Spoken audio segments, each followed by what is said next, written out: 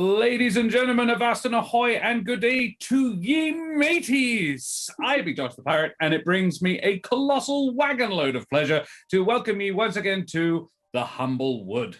Above me, I have me hearty crew, the rigorous Rachel Foucar, the robust Mitch Earnshaw, the recondite Dan Suelto, and the rebellious AJ Winters. And behind the scenes today, we have the rowdy Serum76. We must also shout out to our rosy artist Brepai, whose artwork you can see on the screen currently. I believe you have Nevermore up there at the moment. And you can also check out the Deck of Many, who are the minds behind this particular setting. And they've done some fantastic job, and I'm leaning very heavily on their work at the moment. We also have some far from routine news. We have a sponsor for this season, Woot & Forge. They design and manufacture high-quality wooden tabletop gaming products using beautiful Australian and exotic hardwoods. They are local to WA and even do custom orders. Check out their incredible work, wootandforge.com, and stay tuned for an amazing giveaway at the end of the season. I just gotta go. You too could own one of those lovely boxes like what AJ is holding in her hands.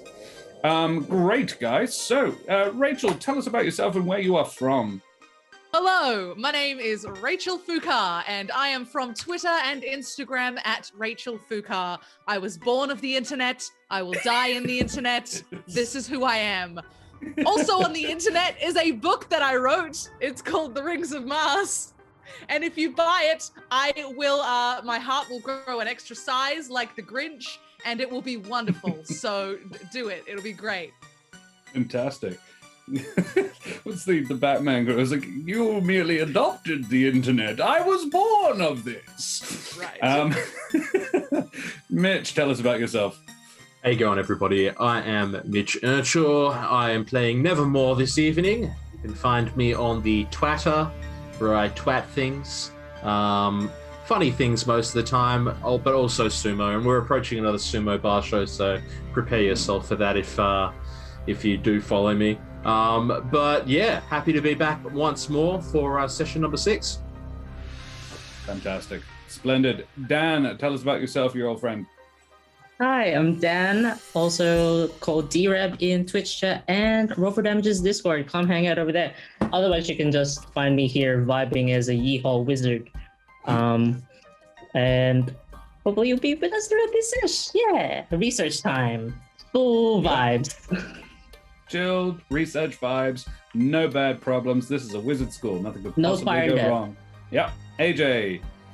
Hi, I'm AJ Winters from Winter's Tales. You can find me on Instagram, where I do creative things and produce stuff like this show and shows on Roll for Damage, and also DM on Thursday nights. Yes, you do. And I am Josh the Pirate. You can find me in Perth, generally just infesting the art scene. I have a puppet show called Pupperotica, which I do with my lovely lady wife in Fringe every year. We'll be going for season 7 coming up next year. It's going to be, we're getting on. We know what we're doing now. It's working good. Also, Humblewood, I DM the Humblewood, and this coming Wednesday, we've got a bit of a surprise coming up. We are going to be running a 2-shot with using Helias's Guide to Monster Hunting, which is currently on Kickstarter, so check that shit out. And we're going to have some lovely guest players from all over the Roll for Damage. We're going to have V coming in from Academy of Xandar. We're going to have Helvig coming back once again. Helvig rides again. We're going to bring back Sloop from the Ruffians. We're going to bring back Auric from Scales Above. And we are going to bring back Tig. Yes, Tig will be making an appearance, ladies and gentlemen. So tune in on Wednesday evening for that. That'll be exciting. Otherwise, you can listen to my podcast, There Be Dragons, where I play the infamous and deadly pirate Scan Felspar, Winter's little dragon, Rosh. So that's us. That's who we are. We're going to need a quick, just a revision on last week's episode. Benneck, do you mind? Yes, Benneck. Would you mind just stopping and looking off into the ether for a moment and recalling what happened? I did write some notes last time, since I was told that this is something that you do every time. I wasn't Very sure. good. I wrote many notes, so I'm not sure whether you're supposed to just say the objective stuff or the personal things too, for yourself, or You do you. Benneck, You do, yes, exactly. Thank you, God. You do what feels right, and we'll assess at the end. We'll give you a score out of 10. What do you think, Trish and Jude? Would you like me to play the ukulele? Would you like me to play the ukulele? What's the Ding, ding, ding, ding, ding, ukulele? ding. Well, yeah, Wow. sure. Jude, are you feeling okay? It's an ocarina. Good Lord. I've heard it pronounced both ways. Ocarina pronounced Wrong as and right. ukulele. Take it away, Benneck. Well, the defenders of Alderheart arrived at the Avium proper and led by Professor Birchwalker up the platform of elevation. Got to the dean's office. There we got given guest researcher passes to access the lower library as well as guide us around campus. Apparently it's really convenient. You can just say a place or a name around campus and it'll just like point you that way. I also then gave you guys, the defenders, a tour around the Avium as we made our way down the library just to scope out the place as the true research will begin later. I'll say it anyway. I think they liked the fun fact I gave them since there was a history about it too. So that's a win for me, I think. This is also, I love it. This is also the point where I should mention that Nevermore confessed his love to his friends. Yeah, sorry. Continue. Can't take it back, Nevermore. No, I didn't hear what he said, but anyway, continue. Yeah, even though he doesn't really have a good rep around the campus, so it surprised even me, to be honest. The defenders got busy putting the beast of the books, Mordain, to topics like the Great Calamity, the Scorched Grove, elementals, and conjuration magic in general, because fire and death and their mission to save the world or something. Not any areas of my expertise, but that's simply the journey of a scholar, right? Keep on learning. Afterwards, we went and ate, and they grilled me on what I was like as a person, and they got really caught off guard about the whole affair, especially when they seemed to want real personal stuff about me that I didn't say. Anyway, to not dampen the mood, when the cafeteria offal is just really good. I always like it. We got acquainted with a bunch of professors, including the elf flamingo, and then we went to bed. During sleep, Jude Potato Sack asked the pass to see where hell big Dew Point was. It spun around, very confused, till it pointed outside. Potato Sack did not end up going to sleep, or did end up going to sleep, only to wake up earlier than the rest of us to sneak out. We then woke up, and instead of finding Potato Sack, we found her muffin decoy. Well, Trish Caper did, and Caper was very concerned for Potato Sack after telling her that the danger level was 7.99. We made haste using the passes to guide us to Potato Sack. Turns out they were in the private residential tower. Well, Professor Nightseed. Americans only know what happened there, probably having nothing to do with Dew Point's disappearance, especially since he is off on a covert secret mission. It's not like Dew Point is dead, just bored, I guess. Nightseed would probably say that Potato Sack needs to see Professor Vanier, the divination expert, but again, I wasn't there.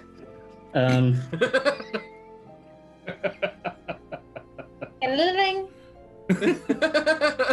The defenders and I then jumped off Nightseed's place. Potato Sack glided with Nevermore, while Caper and I went down via Featherfall, ate some food, and then it was off to research. Learned a lot of stuff. Progression was very great for the first day, I think. Learned that what conjured the metric fuck off that what they described earlier took tremendous effort. Unfathomable power, unparalleled skill, unimaginable levels of note. One of the reasons might be that the seal weakening over the Scorched Grove, and no one really knows how that was done in the first place. There could also be many other reasons that the voice above God will remind us about. But now, Sweet Potato Sack is off to ask the divination professor something. Maybe they'll know stuff. I don't know. And that's it. That's my notes. Well done, Benneck. That was lovely. Okay, question. Well, first of all, congratulations for using the term, I believe you said metric fuck off. Yeah, actual measurement. Beautiful. Very creative. Secondly, there was quite a lot of stuff in there about Jude that I was not aware of at all. No, that was just rapidly me, like, thinking about it. Like conjecture, I guess. Like just guessing. Okay, I see. Yeah. All right. Cool. That was well done as far as I'm concerned. But I'd give it an 8.5 to a 9 out of 10. What do you think, Trish and Jude? I think I would give it a 9.99 out of 10. I liked the consistency with Jude's name, and I liked that you embarrassed Nevermore. That's always fun. But you did neglect to mention how good I look in my fancy hat. That's what got you. That's what kept you from the 10. But you did very good for a first time, Benneck. I'm impressed. Yeah. Thank you. I'll write it down for future. Fancy hat. Great. I do have a ukulele. You don't know. No, you definitely don't. Just a quick revision on last week's episode, ladies and gents, as well. I said I don't know if you've ever put a magnet in a Faraday cage. This was wrong for like 3 reasons. Firstly, I meant compass, not magnet. But the main reason is I've looked it up and it wouldn't have done what I thought it would. Faraday cages don't block stable magnetic fields, so it wouldn't have meant that the compass couldn't work. No. Says Nevermore. I love these patch notes. Hey, I only have 14 intelligence. Thank you very much. That's very true.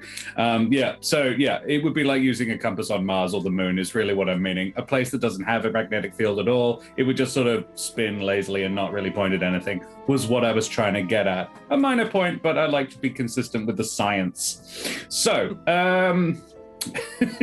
I would like to remind our band of fantasy creatures. Yeah, look, also, yeah. What do you mean? What do you mean being on the moon?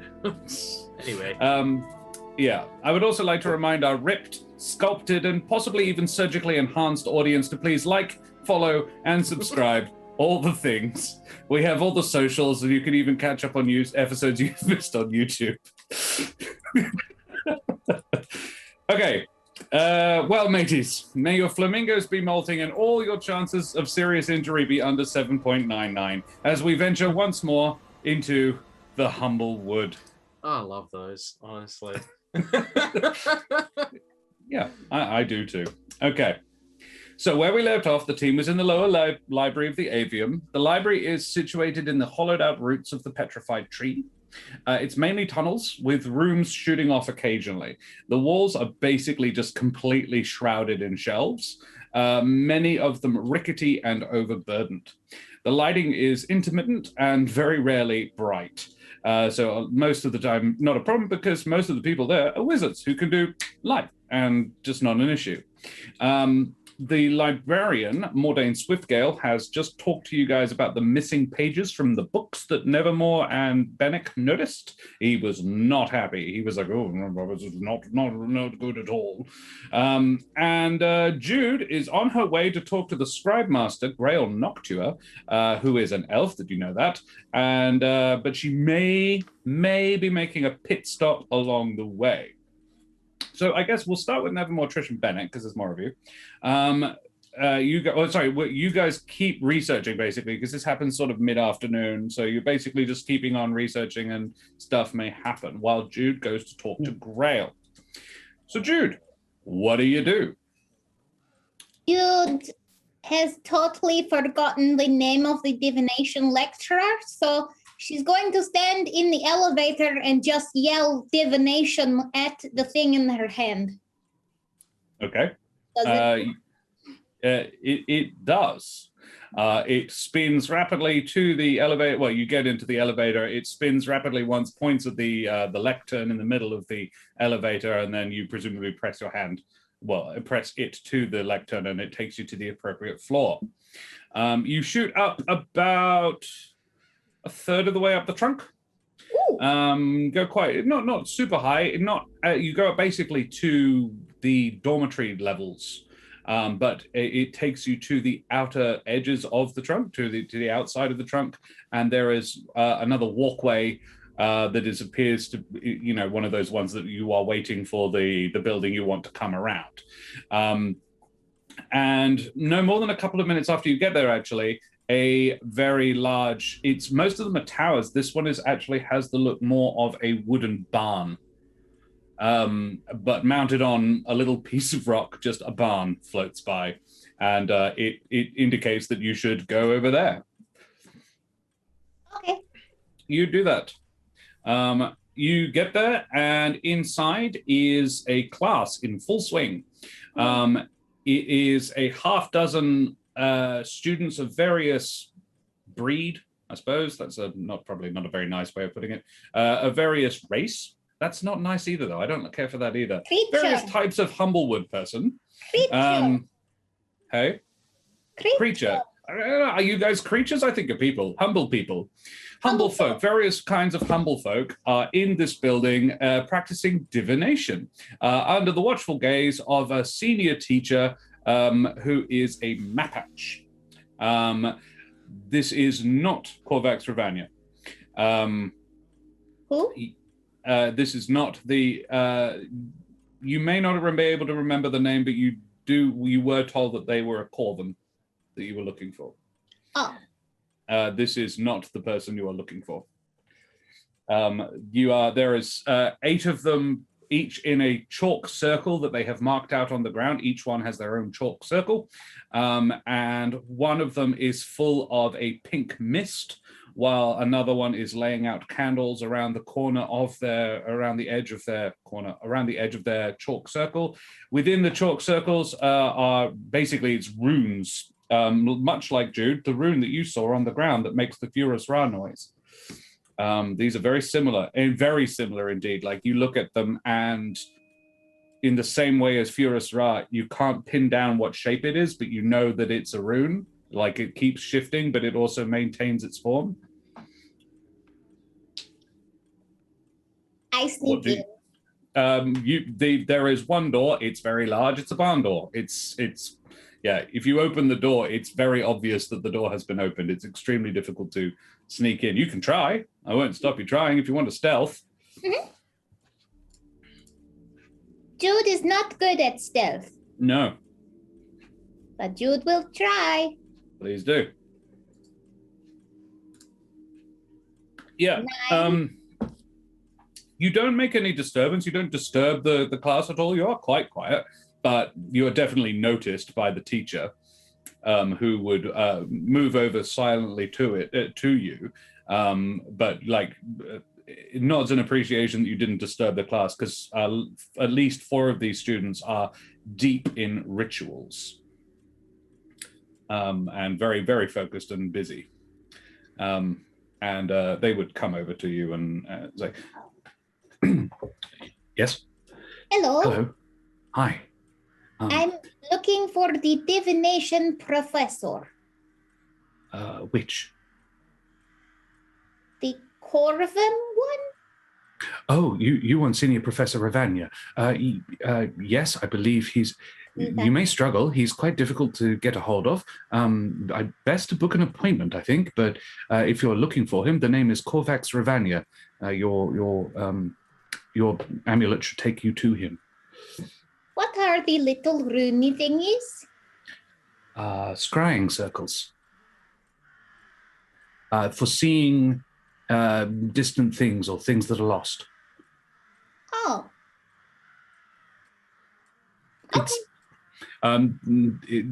She said it's quite high level magic. Can I help you with anything else? No. Well, splendid. Were you going to stay?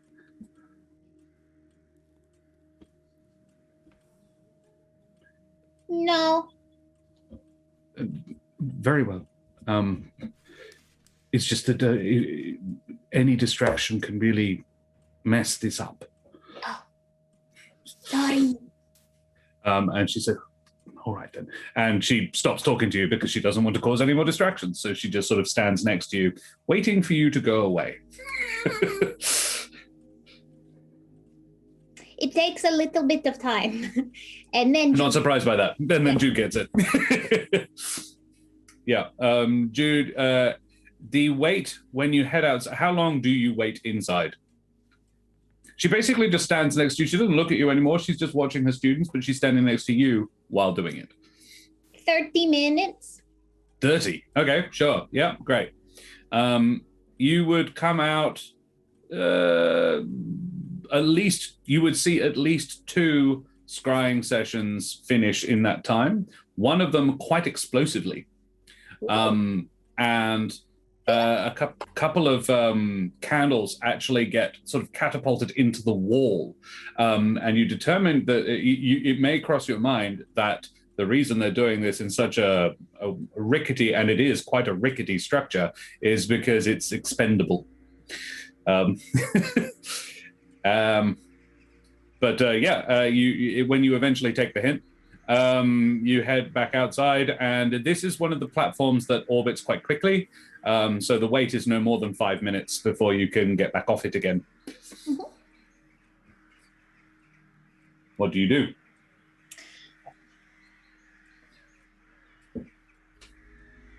I forgot the name of the other person I was going to go to. Did AJ forget, or is like both? Both. Grail Noctua is the person. If you want to make a note. Yes. I should write things down. Yeah. I say the name of the Corvan professor. You say Corvax Rivania, and it Rivania, Professor Rivania, it takes you back to the trunk, and back to the elevator platform, and it goes quite a bit higher. You actually, when you first arrived here, you noticed that the inside of the trunk is mostly hollow. It eventually gets to a point where it's not hollow anymore, and you're actually going up into just the ceiling of the trunk. It narrows, and eventually, the elevator platform takes you up through a hole, the right size for it, and into basically the actual ceiling of the trunk. Your ears pop on the way up. That's how high up you're going. This has only happened to you once before when you were climbing the mountains in the crest. That's how high up you are. You find yourself in a small atrium, a little wooden bench, quite an ornate wooden bench, actually. It's quite fancy, and it's made in a style that you don't see in the Humblewood. It seems foreign or imported, sitting against the wall. It's nicely carpeted, but the carpet is a little worn. And there are a pair of passages leading off, so left and right. Your amulet indicates you should head down the right one. Presuming you do, 10 meters or so down is a closed door. Before you actually get to knock, you raise your hand to knock, and you hear a voice from inside go, and then just let me get the voice. Yes, Miss Littlefoot, come in. That's not it. That is not it at all. That's not what I'm intending. Never mind. That was just like, that's South African-ish. Yeah, you hear somebody say, yes, Miss Littlefoot, come in. Oh, Boo, come on in, eh? No, don't. Okay. You're going to put me in the wrong headspace. This is not the voice I'm aiming for. Yeah, don't worry. I presume you go in? Mm-hmm. All right. Within you find a classroom featuring 6 desks that have been spread to the sides. A large rune has been drawn on the floor in chalk, not unlike the ones you saw before, but this one is, if anything, more complicated. Around the circumference of around its circumference, candles have been placed with no seeming rhyme or reason. They're pretty irregular. There's 7 of them, and they're like 2 are very close together, and then there's quite a distance between them and others. There's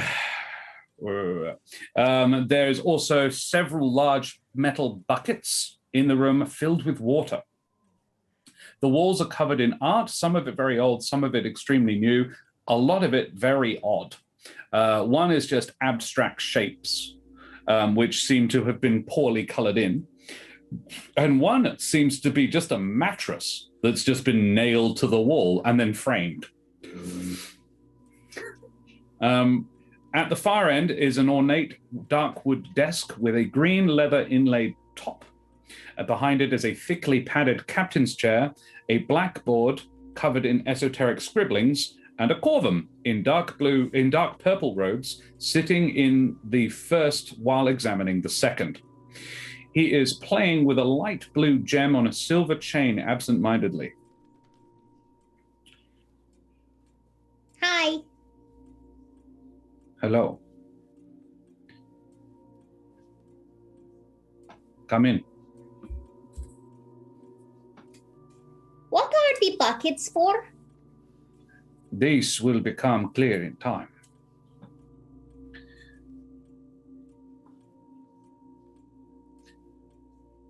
Better sit than where? Uh, There is a chair on the other side of his desk. No, actually, there wouldn't be. This is a teacher's desk. It's not like from meetings and offices. There would be a chair. All the chairs are pushed into the little like student desks and are off to the sides. I drag pull a one? student table to his table. Please do not damage the chalk lines on the floor. Okay. I drag it around. So without damaging the chalk lines on the floor? Mhm. Okay, good. Better than any other being in this wood, I know exactly how long I have on this plane. So please don't waste any of that time by telling me that which I already know. You have come to ask a question. I am prepared to answer it. So, ask your question, Jude Littlefoot. You know my question? I do still need you to ask it. Oh.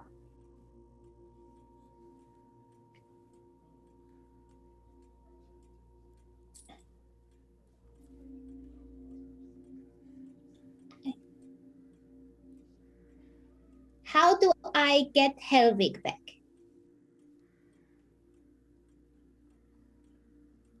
He does seem to think.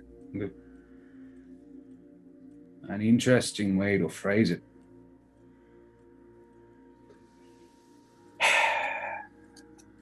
I don't know where your friend is, but you believe he is not dead. Why do you believe this? I don't know. You feel him? You have spoken to your God about this, perhaps? No. I have not spoken to anybody about it, but I think that he cannot be gone. I see. I can help you find him. Though I caution you, I do not know the answer, but you may not like it.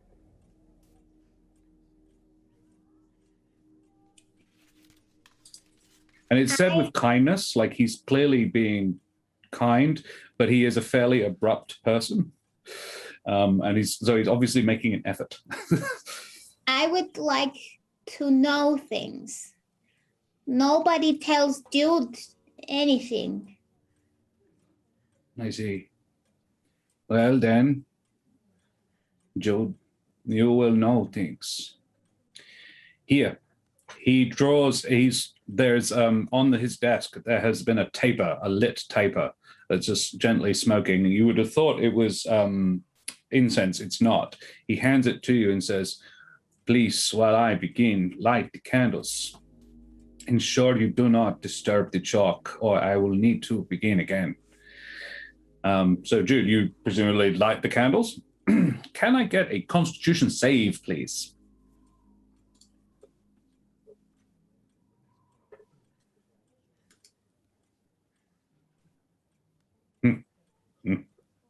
Great. It's not bad. It's just interesting. It's not bad. I promise. It's just interesting. He enters the circle and begins sending like sparks of light out of his fingertips while playing with the little silver chain with the blue emerald on the end. Not blue emerald. That's not, those would be green. The blue gem on the end. But they seem to be at random. Some of them hit the floor. Some of them hit the walls. He's just sort of seems to be doing something you don't understand, basically. Once he has completed a full circle and you are about halfway through lighting the candles, a deep blue mist starts to coalesce in the center of the room, swirling into existence. The candles are producing a cloying, musty smell that leaves you feeling lightheaded. You look down at the next candle, and when you look up, Ravania is gone.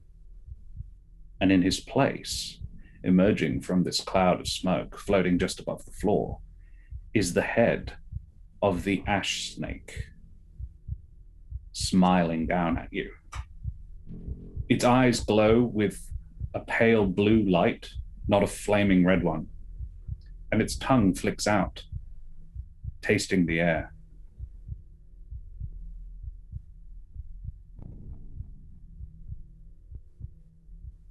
It opens its mouth, and you hear the voice say, "You have questions. Ask it of them." Where is Helvig? The eyes change from blue to red. And the head, which had been quite still before, becomes a lot more animate. And it hisses. There was a price for the power he borrowed. He paid it.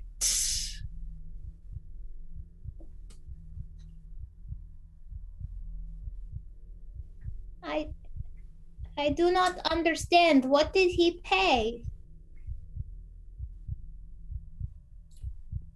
That which can destroy a thing controls a thing. What?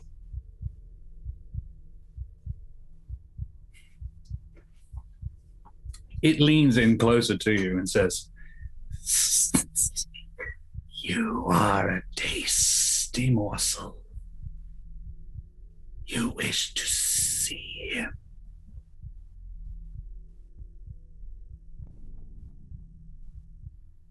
We will allow you one last look,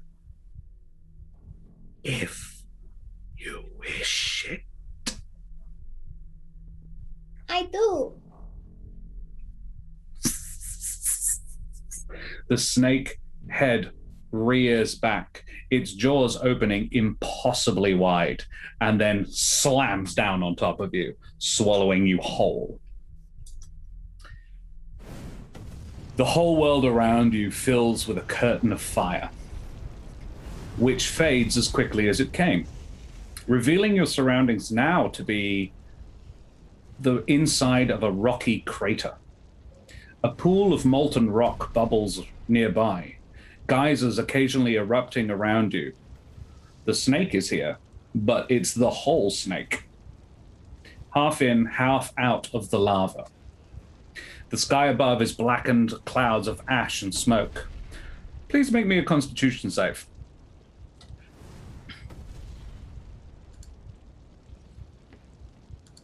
Ooh, not too bad.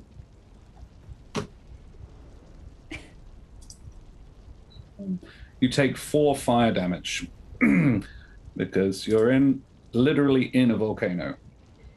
It gestures with its chin toward an 8-foot high pile of what looks like dried sticks and leaves and twigs. You seek him. Seek him there. I go closer to the sticks. Upon closer inspection, Jude, the sticks are bones, bleached, bleached of all color and brittle as ice. What you had taken for leaves are in fact scraps of cloth and dried skin. This is a desiccated charnel heap. Another con save, please.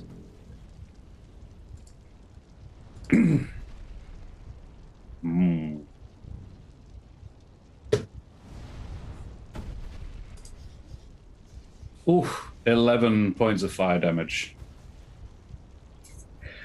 Scattered through the side nearest to you, Jude, are a few dozen shiny slivers of metal. Each about 8 inches long. You pick one up. It is nearly boiling to the touch. And as your fingers touch it, you hear a pained voice in your mind. Jude, please leave. It's too late. It'll kill you too. Then you hear the snake utter a hissing chuckle and turn as it rears back again, its jaws spreading. There is a bright blue flash.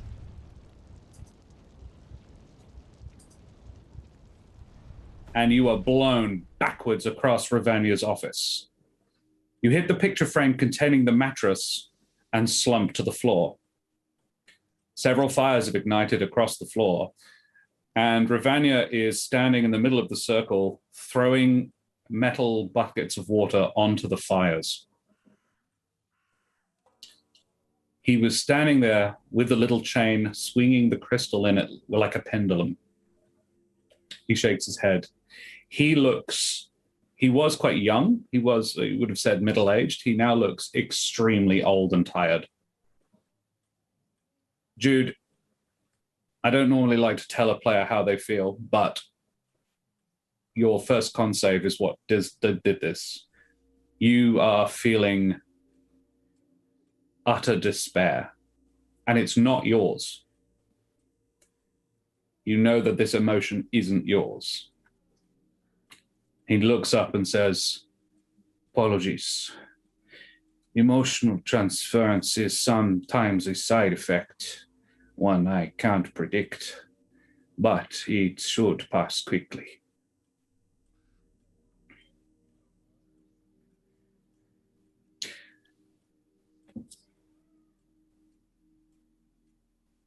Jude leaves.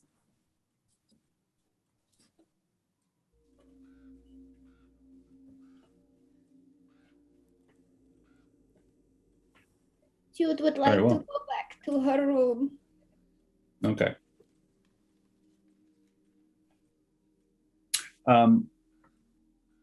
Just as you're leaving, he says, do you want this?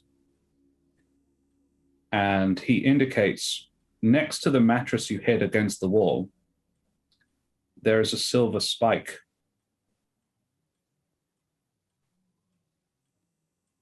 It appears to be glowing. And he takes from his pocket a rag and pulls it out and offers it to you.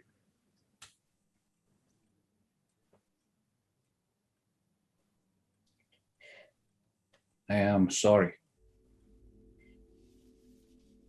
I offered to answer the question. I did not know what the answer would be.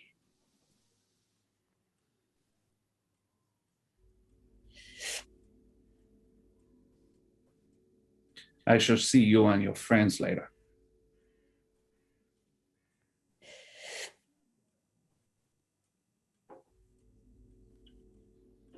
Jude leaves.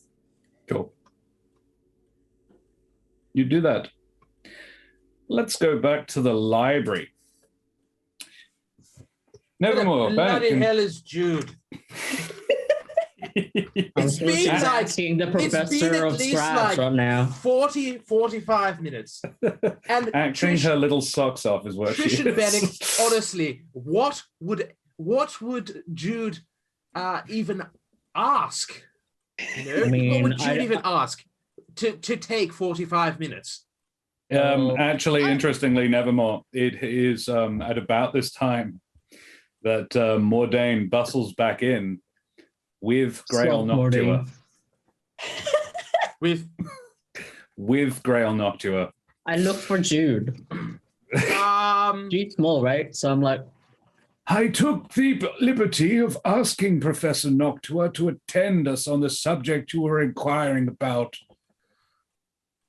Mordain was not there when Jude offered to go. yeah. I see. Master Noctua, first of all, one question which might seem exceptionally weird. Has a little Gerbine been to visit you recently? Like in the No. last... Nope, I see. Okay. As I Your- suspected. Your I have a question. companion? Yes. Do you just get cold all the time? The Humblewood is I made my book like, oh no. not designed for. A lot of your buildings do not retain heat in quite the same way, but I am growing used to it. So, You're for a little bit more Trish. specificity, Oh, his skin God. is pale and smooth. Now that you're up close, his skin is really smooth and very pale, very pinky pale, seeming to lack any feathers or fur, except for a long mane of straight blonde fur that flows from his scalp to his lower back across his shoulders. His Not fingers are enough to keep you long and spindly and tipped with blunt, pale, almost see-through claws. He keeps them steepled in front of him most of the time. Apologies for that absolutely ridiculous. You weren't thinking it? All right. I mean, No, I was he thinking actually that. chuckles. He actually chuckles. He's like, quite understandable. You would elicit a similar response were you to appear where I am from. Well, look, what do you know of the Great Calamity? Yes, Professor, Chief Librarian Swiftgale told me that was what you were interested in. I am afraid my studies are quite recent in this, and I have not had a chance to make extensive, detailed study in the subject. Though I am confused my own self about why a land with such an eminent wizard's college would allow such a thing as the Scorched Grove to persist as long as it has. But I cannot say. I'm afraid I can certainly check my own library, but my own researches have not led me to any major developments. I imagine if you've spent a day researching the subject thoroughly, you probably know more than I. So where you're from, such cataclysms and calamities like the Scorched Grove, you're able to deal with such things? I've never heard of one like that. So I honestly couldn't say any magical event of that magnitude. They all tend to be different. I'm not here to. I'm not looking down on the Humblewood and the students of the Avium for not having solved it. I'm just surprised that the approach seems to be rather passive, is all I would say. I'm surprised that stronger efforts haven't been made, but then they may well have been, and I'm just not aware of them. I believe it was several hundred years ago. That's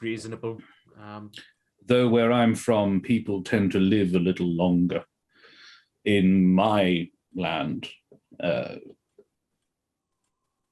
people who, when it happened, there would still be people alive today who could remember it. That is an My- exceptionally long time. My folk live for 2, maybe 3,000 years, not uncommon. Oh, We experience the passage of time a little differently, though we have other races in our world similar to the way you do, who are much shorter lived. that's incredibly interesting. And as much as I'd love to know more about it, do you have anything that you can assist us with? Any sort of information you can provide us about what we're going in to face? I assume you've been brought up to date by Mordain as to what we're dealing with here. I can and I will. I have no, as I say, I'm relatively new here. My skills are not in librarianship, more in the teaching of putting down new information rather than the knowledge of the old. That's why I am the scribe professor. However, I will see to it that some of my senior students are put at your disposal as research assistants. This should assist, hopefully. I unfortunately cannot devote my own time to the matter as I am fully occupied teaching here, but you will have the assistance my department can provide. Mechanically, this will shave a day off your research time. And it wouldn't have had if you hadn't asked for it. Well, that would be absolutely much appreciated. Thank you very much for sacrificing some of your resources for what we're trying to face here. Anything to help. I appreciate the efforts you are making, and it's, well, brave. We shan't take any more of your time with stupid questions.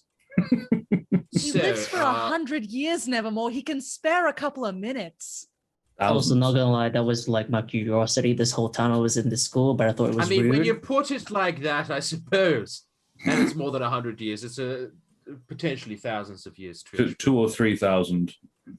Yes, so I guess a stupid question like that might come around once every decade. No questions are stupid. No. Thank you, Benneck. Wrong. That question was stupid. Hey, No, we I learned didn't know the answer. Correction. It wasn't stupid. It was just inappropriately timed. That possibly. I will Yeah, I give you. can accept that one. But no, this question from the seeking of knowledge is never foolish. The decision to not seek knowledge is foolish. However, there is the right time, as your friend is pointing out. You both have a good point. Well done. You're both very Thank you. pretty. All right. Defenders, man. I they're appreciate you impressive. clearing that up for us. Yes. He then steeples his fingers and says, if there is nothing else, I shall proceed back to my classroom. And then turns on the spot and leaves in a stately manner. Think Galadriel and Cerebron wandering through the wood. That very, he is... Why are you so fucking embarrassing, Trish? We're in a school. We're supposed to learn things. What do you want? Yeah, it was fine. Fine. Okay. See, He wasn't offended. Like, He if it wasn't makes you there, feel so- any better, I always thought like Professor Noctua was like a smooth flamingo that like evolved. Well, okay. Yes. That's fair. Look, Okay. as much as I'd love to keep discussing this, I think we should find Jude. Because Jude Probably. is clearly not where Jude is supposed to be. Like, yeah, sure. Did you want me to stay here and keep researching? Like, it's still You've like got 8 maybe half an hours. hour. You've probably got like half an hour or so before the library closes for the day. Benneck, do you want to meet us up for dinner, potentially in half an hour, and see if you can find something else to look into while Trish and I go and find Jude? Yeah, sure. Let me just go for our topics. Well, good luck, you guys. All right. Thank you very much. Cool. Hey, As Benneck. soon as we step away, Trish, what is going on with Jude? I don't know. She's been acting really strange lately. So first of all, the muffins, again, trying to deceive us with muffins. We have just discussed with her. I almost freaking cried when I said to her that we were going to start treating her like an adult. And now she goes and starts lying to us. And yes, we've lied to her and kept secrets from her 100%. And I'm worried for her. I'm worried too. She's taking this whole thing hard. But you know what? If you tried to trick me with a muffin bed, you know what I would do? You'd eat the muffins. Well, obviously I'd eat the muffins, but then I'd tell you you were being a jerk. And she wants to be treated like an adult, so we should go speak to her. And tell her she's a jerk. Is that your plan? Well, no. That's a little bit harsh, Trish. I wouldn't call Jude a jerk. And we're by this point in time, we're like on a lift going up levels. Well, you don't know where she is, do you? Well, we're following. Oh, you're following the thing. As soon as Okay, we would you've have asked. walked out, we would have said Jude Littlefoot. Yeah. Right. Fair enough. It so takes we're kind you of back like to the. talking as we're walking. Yeah. Yeah, you're about halfway up the elevator. You get to the dormitory platform. You're like, oh, this is our bedrooms, and it points to yours. Well, to your chambers. Okay. I'm obviously not going to say that, but you know Of what I course mean. you're not. I do, Just Trish. I stop. know. Babying her. Okay, no more babying. Do you know what? You can take the lead for this little bit here, and I'll be here as moral support. All right. Okay. Okay, you've got this. I've got this. Huzzah, Trish. Cool. Jude, I assume you are in your bed chamber room. You have drawn the curtain, one presumes. Very well. That is what you come into, Trish, and to a lesser extent, Nevermore. I knock on the wall beside the curtain, and I say, Jude, can we have a word, please?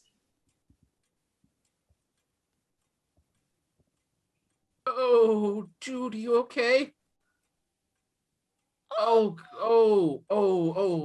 just drop to the knees and Hug immediately. Big group hug. What happened, Jude? AJ's muted, I don't. Yeah. Jude holds out the spine.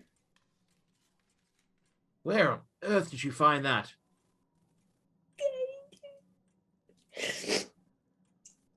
I heard his voice. Helvig's. And he was screaming.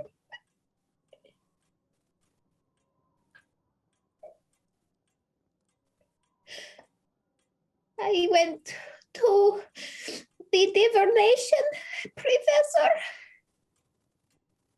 and I saw the dragon and a lot of bones of people and creatures.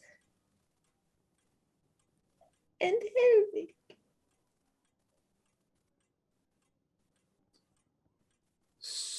So Helvig's actually dead.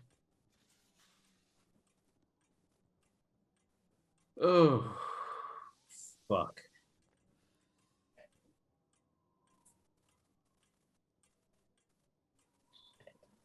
I'm sorry, Jude, for getting your hopes up.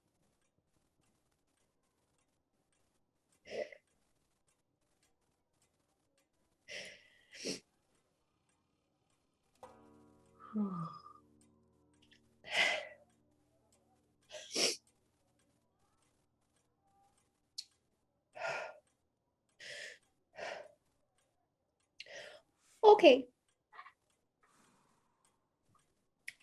Enough of the crying.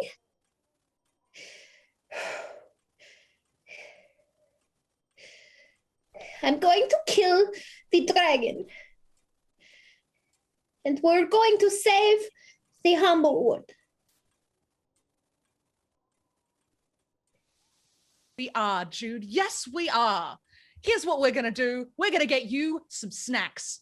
And then we're going to push on with this mission, and we're going to make sure no one else has to die the way Helvig did. That's what we're going to do. Yeah. Here. Nevermore. Yes, Jude. Could you make this into a necklace? I can do that for you, Jude. I will. You? Well, I'll pay somebody to do it. Oh, right, okay. I was just like, how? Cool. I would like some muffins. All right. Let's get you some muffins. I mean, the cafeteria is always open. It's just what it's serving depends on the time. To the cafeteria. Let's. I march to the cafeteria. Oh, okay. Well, sure. Let's go. What were you going to say, Nevermore? Oh, just nothing. Just yet. I was just. Look. Trish seems to be passing it on to me. So. Oh Jude, right. Oh right. Sorry. You've kind of deceived us twice in the last 24 hours. Understandably so. You've been trying to find out about Helvig. And we have done our very best to treat you just like we treat each other and any other adult with trust. And as much as we love you, the last 24 hours, you have betrayed our trust twice. Once by disappearing and trying to hide that with muffins, and then the second time saying you're going to go talk to Noctua and going elsewhere. And we need to not do that anymore. None of us. Is that fair? And I know that I've done it to you. I understand that, Jude.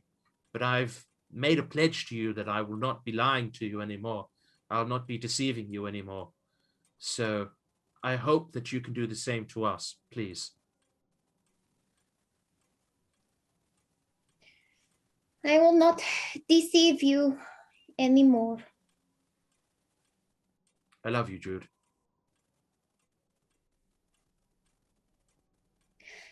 You know, I said that Hedvig was my brother that was nice. But you are also a brother, Nevermore. Thank you, Jude. Now, I used a lot of muffins to make a fake Jude yesterday, and I regret doing that because they taste like bed sheets. So now I really need new muffins. We'll get you some fresh ones. Let's go. Let's go. It's been a long day. It has been. I couldn't read any of those books. I did try to say that, but you know, you're very persistent. I tried with the pictures. You're a detective. I know, you're a detective. I am a detective. Exactly. Exactly. Let's go eat. Okay, you go and eat. Amazing work. Well done. Breathe it out. Oh, yeah. Oh, God, lovely. I love this fucking group so much. Yeah. Okay. Yeah, you do that. You get to dinner a little early, and actually, Nevermore. Aside from that, it's relatively empty. The dining hall is not very full at this hour, but the muffin plate is stacked high, and they are fresh out of the oven, of course, because it's just pre-dinner. There you go, Smut Geek. You see, I wouldn't do that. I wouldn't do that to them. It's like, no muffins today. Yeah, no, we're fresh out of flour. Sorry, no muffins for the next week. We only get a shipment in on Monday. How dare you? Yeah, no, I kill Helvig. I have to give muffins. Yeah. Oh, you're right. All right, Jude, grab as many muffins as you want, and that'll sort out some more, I'm sure. Yeah, they will. So, Nevermore, you see your old professor is sitting having an early dinner. Fucking Rusty! Oh, Nevermore, my boy! There you are. I've been looking for you. I knew you were back. I did not know where. I'll be right back, Jude and Trish, and I'll just kind of like hot-footed over there. So, Rusty! Serum, can we have Rusty up in on the screen, please? Rusty is a big old string. He's got an eye patch. He looks like he's been through the ringer. He has a very different demeanor to most of the professors here at the Humblewood. You can kind of seeing him, you kind of get why Nevermore is like Nevermore is.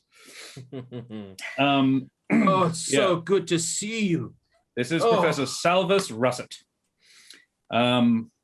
He's like, oh boy, it is good to see you as well. It's been an absolute shit show since I've left here. That I have heard, my friend, that I have heard. Honestly. Show me, meet you. Let me meet your friends. Of course. You have got a party. You are hanging out with like a dead. Who have we got? Yes, well, yes, please come over here if that's okay. I'll He picks up his tray. No, it's okay. Yep, no worries. One of you picks up his tray. He's got mostly meat diet by the looks of it. He's got like really beefy arms. He looks like if you had to pick a class for the dude just on the look, you would say probably barbarian, maybe just fighter. Maybe like if at a pinch Eldritch Knight, but not wizard. This guy is a war wizard. And it looks like he's been through a couple. His accent also indicates squats. Yeah. Well, his accent would also indicate he is not from the Humblewood. He is from the lands to the south, like quite a ways to the south. But he's clearly very at home here, and he must have been here for quite a while. He has tenure. So who have we got there? Trish, please say hello to my favorite professor. Oh, he's a flatterer. Rusty. Please call me Rusty. He takes your hand in both of his and kisses the top of it. He's like, beautiful, lovely to meet you. I'm very impressed. I've heard some great stories. I want to hear more. And this is my friend. This is Jude. We'll go with Jude. Jude, it is a pleasure to meet you, mate. Rusty. And he puts a hand out to shake. Yes, rusty like a sword gets if it's been in water. Yeah, that's not fair to describe me that way, though. Well, no, absolutely not. Fresh and keen as a blade, mate. And his hand fully encompasses yours, Jude. He's got this massive, meaty paw. But he's not rough. It's not a hard squeeze. It's a firm shake. Claps Nevermore on the back and says, so, my friends, tell me your stories. Tell me all the adventures you have had. And I'll do that. While we're kind of in between eating, we'll spend maybe a good 20 minutes giving a pretty brief recap of what's going on. Benneck, come over here, mate. Come over here. So yes, arrive. Benneck, yes. We're gonna eat dinner. Yeah. Benneck joins in. We just keep talking. When it gets to the part about I will have mentioned Helvig along the way. Yeah. And then I'll say just knowingly that we parted ways. And kind of look at him knowingly. Yeah. I'm very confused. I'm still thinking he's in a mission. He would say, oh, it is always hard to part ways with a friend. Yes, now, what happened to your face? How did you get it all fucked up? Well, I may have tried to put a particular bandit leader in his place. This particular bandit leader had a run-in with my father at some point in time, and it was not good for the bandit leader, and he decided to take it out on me and stabbed me in the face with a knife. And there's now an entity living in my head, and I was actually looking to talk to you about it. If we could have a little discussion at some point in time. Mike, boy, you can come up to my office later. We'll have a look, all right? Yes. Just as a brief little bit of an idea of what's going on, I'm not able to control the changes in magic damage or magic type. You're But outputting different. yes, different energy types. So, you know how we learned Firebolt. Yeah. Yes, Firebolt now comes out well, so far it's come out in some glowing white radiance. And another time it came out, I believe it was a green. So, yes. It would be pretty bloody handy if you could control it. Well, I was hoping you'd be able to spend a bit of time with me, and hopefully we can come to a conclusion on that. We can never work on that, boy. We can get over work on that. That would be wonderful. All right, cool. Yeah. Cool. Yeah, you would do that. Cool, so, like, dinner after otherwise dinner, passes relatively uneventfully, unless anybody wants to have like I love Dan's miming of eating awful. Yeah, unless anybody has anything else they want to do. Jude pounds like a dozen muffins and stores a dozen more. Jude, your muffin stocks, unless you are like going to fully denude the serving platters, your muffin stocks are getting a little low, just FYI. But I'll say you've been able to restock by a dozen. Okay. Yeah. Cool. You have like it's only 6:30 at night. You have an evening where you can do whatever you like, but most of the study halls and lecture theaters and stuff like that are closed. You can, however, go to the terrariums. You could possibly look to talk to some of the teachers if they want to, but it would be very much that like they are like 9 to 5 guys, come on, like we get you saving the wood, but I do need my beauty sleep, like that. Like Nevermore presumably goes and has a glass of brandy with Rusty. Oh, absolutely, yes. Trish, do you want to do anything? Yeah, I'm gonna ask Benneck. Yeah. Where are the healers in this place? Oh, like I mentioned in the tour, usually you just seek out like clerics or ask around. If you just yell out, I need cure wounds in an emergency. Benneck, there is an infirmary that And you're aware of. It's just above the that. dormitories. Yeah. Okay. Thanks. But it's like, why are you injured? No, but Are you injured? I lean in very close. No. Do I smell blood? And the smell of the offal on your breath as well. Yeah. Ugh. Yeah, do I smell blood that isn't my smell awful? awful. It would smell absolutely awful. No, you don't smell Trish blood. I'm not injured currently. You actually do smell a little bit of blood, but it's more like burnt. And it's not from Trish. It's from Jude. Now that you're sniffing specifically for blood. Yeah. I just want to talk about like healing potions and stuff, okay? Like, relax. Oh, No one's hurt. All right. Yeah. The infirmary is your best bet. Thank you. I'm gonna go do that. You gonna be all right, Jude, if I go? Okay. Sure. Dan, does Benneck want to do anything with this evening? Not really. If I'm gonna have another time, I'll come with Trish because I'm still low-key concerned. Okay, cool. Jude, what would you do with your evening, if anything? You're not obliged to do anything, just if you want to. Jude spends the evening doing push-ups and they work out. Ah. He's going to get strong. Cool. Alrighty. Interesting. Cool. You get back to a very sweaty Jude. Noted. So Trish, you go up to the infirmary. There is actually the person you find there is the head of the clerics, Gorm Windcrest. who's a tall, very tall servant. He's nearly 8 foot tall. He has a broad rack of antlers as well that he has actually clearly clipped the edges of.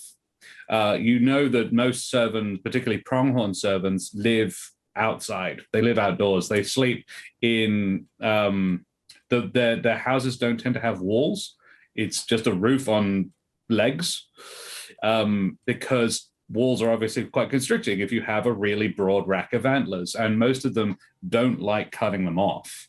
But he lives in a large structure and has to pass through doors meant for smaller people. This is just inconvenient for him, so he has clipped his antlers. And he's quite serene, quite calm looking, and he's consulting with a couple of birdfolk healers who are in the robes of senior cleric students, so white robes, I believe. Yeah, you and Benneck get there. I guess I'll just sort of wave and then hang back until he's not talking to someone. Oh, he turns and says, "Is anything the problem?" Oh, no, I'm not hurt. I was wondering if I could talk to you for a minute. Certainly. Excuse me. And the others who just sort of bustle off and start like doing general chores and tidying up. And he comes over and says, "Yes, what can I help with anything?" Hello, my name's Trish. I know. The right, faculty have been made aware of you. Right. Yeah. Right. I don't know any magic, but I'm. Do you seek to learn some? Maybe. I want to be able to help if my friends get hurt. I lost someone recently, and I want to be able to help keep my friends safe. He puts his hand on your shoulder, and you actually feel calmer. Sort of, you feel a soothingness radiate from his hand. And he says, "I understand. Well, healing magic is obviously quite a difficult thing to learn. Even the most basic stuff takes weeks. If it's not something you're really inclined for, but medicine, doctoring, nursing, that sort of thing, first aid is not nearly as sort of, you can learn bits so much easier. It's easy, more segmented. You could certainly, we do evening classes here in the infirmary if you would be interested in sitting in. Another to skill up a little bit in battlefield triage. That'd be great. I'd love to. Very well. Well, the first class starts in about 45 minutes, actually. We've got a new semester starting soon. If you want to stick around or come back in half an hour. Okay, I will. Thank you. I'll come back in half an hour. Thank you. He bows and goes back to what he was doing. Benneck, anything to add to that, or you're just happy to be there? I open my mouth as if to say something and give Professor Windcrest the look, as in the look that I usually give him that's like any dead bodies recently, but I don't say it. Right. He says, "Sorry." I give him the look and get already like, "Sorry, buddy, out of luck." Yeah, that's all right. I just like kind of nudge him a little bit, elbow, and then walk with Trish. He shakes his head and turns away. It's like, weird dude. All right, Trish. Yeah. I wanted to ask around like the Master Jude Point's like location or whatever. Everybody's been acting weird around it. I heard that he was like on a secret mission or whatever.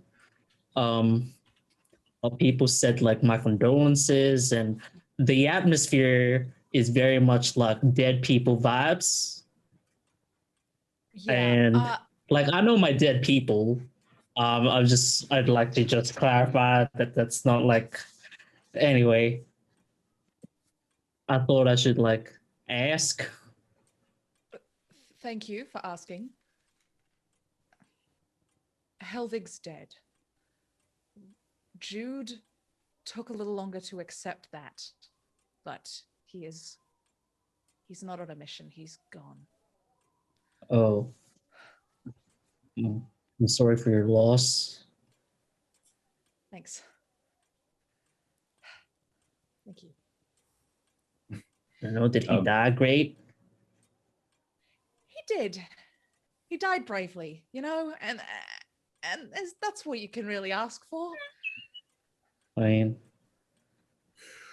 that's good, I guess. Yeah. Sorry. I heard that people are remembered by the way they died. Yeah, well, he died fighting. Oh yeah. Well, I guess he is a defender, so. I like to imagine at least 12 spines got caught in that snake's throat on the way down. Oh, it was a snake. Yes, he got eaten by a giant snake. Oh.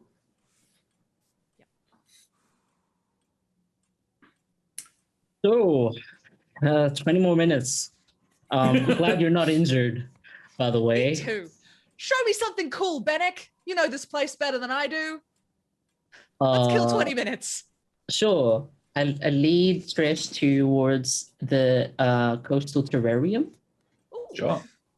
You do that. There's a lighthouse there. Ooh. Yeah. You go up. It probably takes you 5-6 minutes to get there, so you only have about 10 minutes actually in the place. But yeah, you can check out the lighthouse terrarium thing. Yeah, for clarity, because Smut Geek raises the point, it's like not exactly after hours classes. It's more like a study group or like homework or sort of that sort of thing. It's non-magic classes only are done after hours, that sort of stuff. Cool. Nevermore, you go and hang out with Rusty. What is the substance of your conversation? Well, I mean, just me saying, basically, we will discuss, well, I would like to discuss the ability and trying to get to the root of why my not so much why my magic ability has changed so much, but how I can control it better. Sure. And mentioning as well to him that I'm not in a position right now. I'll say this: I'm kind of, saving the world at the moment. You know how it is. I get it. Yeah. Yes, and as much as I'd love to spend lots of time investigating what's going on with this talking in my head, I don't have that time. Is there any chance you'd be able to rustle up some students or get in touch with other professors and just find out what on earth is going on up in there? Because I mean, I feel like I've lost some of my faculties, like my ability to grasp concepts that I have in the past. Do you feel that your thoughts are being slowed down? Yes, absolutely. It's almost like they're being sapped somewhat by something. Okay. So, it's like a barrier that I have to push my consciousness and thought through rather than just before it just kind of flowed. Right. Yeah. All right. Well, we can definitely do some practice getting your magic on point again. How much talking to this your head voice have you done? Not a lot. It seems to be. I seem to be able to talk to this voice in circumstances where I'm kind of stressed significantly, Like the times where I have been able to communicate to it, we've Has it been ever chased saved your by a life? massive. It has, absolutely.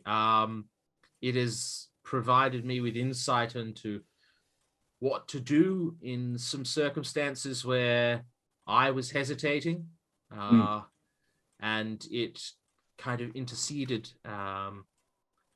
and set its part on how to stay alive. So, And you got out of there.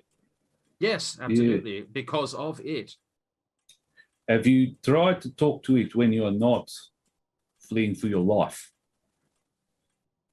Like, could you try to talk to it now? I mean, I could try. Make an Arcana check if you are going to try to talk to Irelanth. Sure. Somebody's belly just grumbled. As that happened, I just heard a belly grumbling. I was like, oh. Yeah, that is me. Yeah, proper runs it. 9. 9. You focus and you hear quite a sleepy voice in your head saying, yes, is there a problem? How come you don't talk to me all the time? And this is in my head. Yeah. I'm saying it out. I'm not saying it out loud. Irileth responds, I am very tired, very weak. I gave a lot of what I had to help your friend. To help my friend? Helvig. How have you helped Helvig? Well, Josh is reminding you that she like tripled the damage of one of your blasts. That's right. Yeah. That's right. That was a fair amount of her. Like that was a lot more power than you could have put into that. The magic, of course. I am a little drained. I will recover, but I'm not what I was. I'm still putting the pieces together, but most of the time I sleep. Thank you. Please go back to rest. You kind of get the feeling of a shrug. Yeah. So I did just manage to talk to it then. And it's exhausted right now. It came to our tired. It came to our aid whilst we were fighting this ash serpent and empowered my magic. Not only was it changing the effects damage-wise of my magic, but it empowered one of my spells significantly at one point in time. Because you are only fire, don't you? Don't do very much else. Well, yeah, predominantly I do deal with just fire, yes. Which is a little bit rubbish when you're dealing with this scorched growth. Well, exactly, yes. I wish I'd have known that I'd be going into if only before you should have studied divination, mate.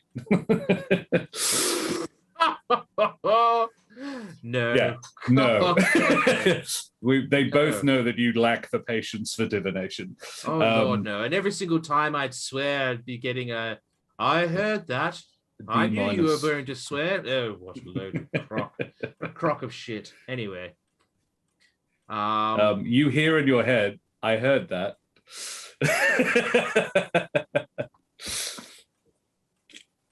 I kid. There's no way Ravania would have been able to hear that. Or would Ravania waste their time in messaging? No, Ravania would not be like wasting his time spying on you. So I guess at that point in time, I'd just spend the rest of my time learning how to control this.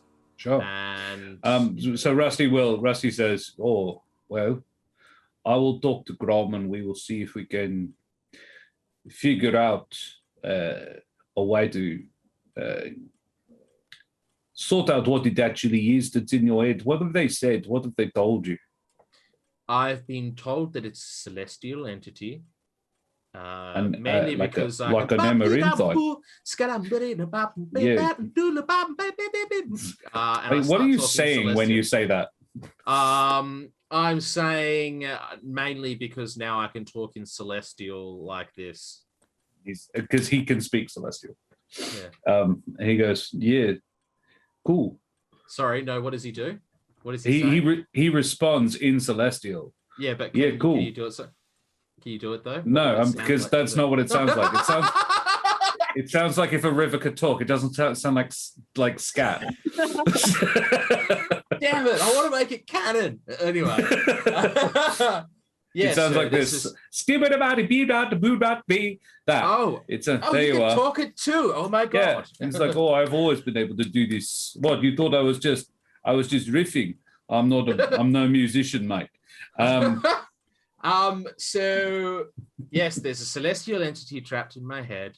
And it comes to me in times of need, and it was implanted there in some way by the wound that I suffered. Yes, that's what I know, really. The knife is an interesting detail. I will talk to Grom. I appreciate Do you want to drop by back to you tomorrow night? Grom and I will have a chat, and then we will go from there. How's that? Thank you very much. I appreciate that. Thank you. No what? Look, you take care of yourself, boy. I hope I'll see you tomorrow. Yes. Catch you then. And he knocks back the last of his brandy, and he sees you out. Cool. Jude, you are doing push-ups and stuff. Yeah, there's a sweaty, vaguely smelly Jude in the... you don't get one without the other. I just really want to know what Jude smells like sweaty as a sweaty Jovine. Well, it's your call. You get to make this up. Probably muffin crumbs and I think Jude smells of muffin crumbs at all times. I feel like an off blueberry seeps through her pores. Yeah, that is canon too. Okay. Sweaty sour. Jude. I imagine kind of sour like. Steak. Semi-proofed bread, amazing. I like that. Kind of like sourdough. You get the sourdough starters. It's a bit yeasty though. It's, all right. Cool. Let's move past that. Okay. Look, ladies and gents, we've been going for a little over an hour and a half. Why don't we take a short little breaklet as everyone goes to bed? We'll get up tomorrow. We'll be refreshed. We'll be possibly slightly calmer after the whole harrowing experience of the morning, and we will go and learn more stuff tomorrow. How's that sound? That sounds pretty good to me. All right. Stick around. Boys and girls, we will be back in 5 to 10. Mr. Serum, please take us away.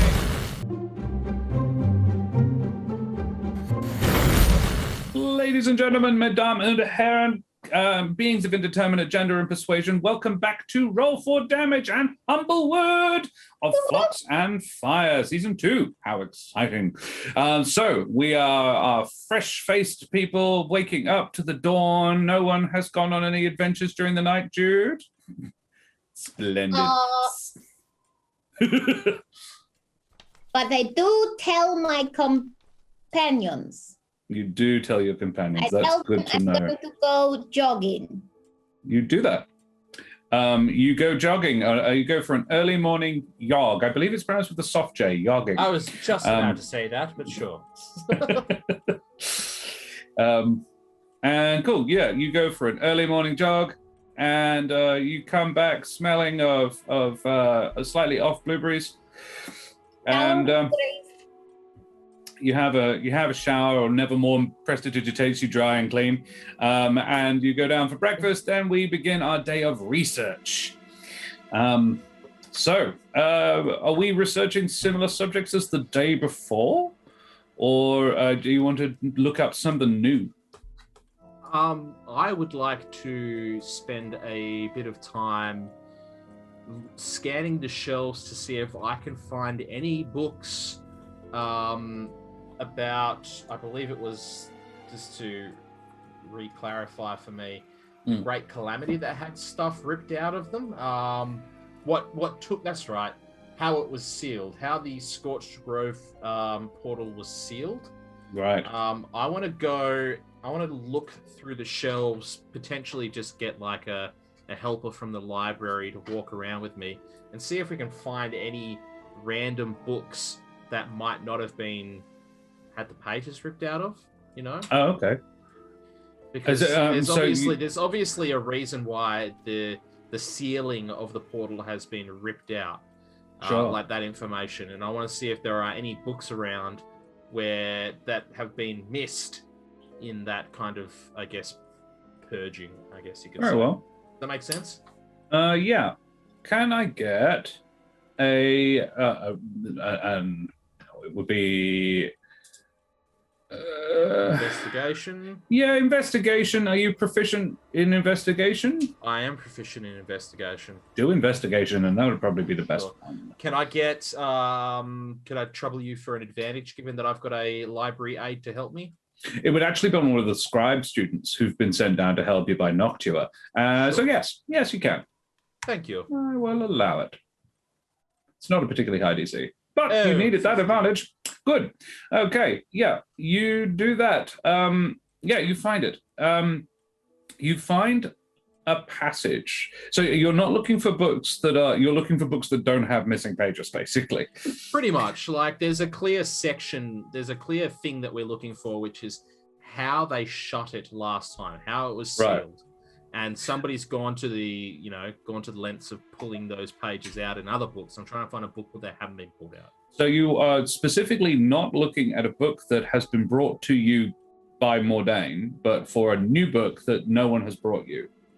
Pretty much, yeah. I want to go out Yeah, to the okay. library and look around with the Sure. help of somebody to guide me. Yeah. Very well. Yeah, you find one. You would actually be more in the subject of the Scorched Grove than the Great Calamity. There isn't very much more information about the Great Calamity than what you'd already learned. But the Scorched Grove, you do manage to find a tract in a very dusty tome in the back corner of one root system.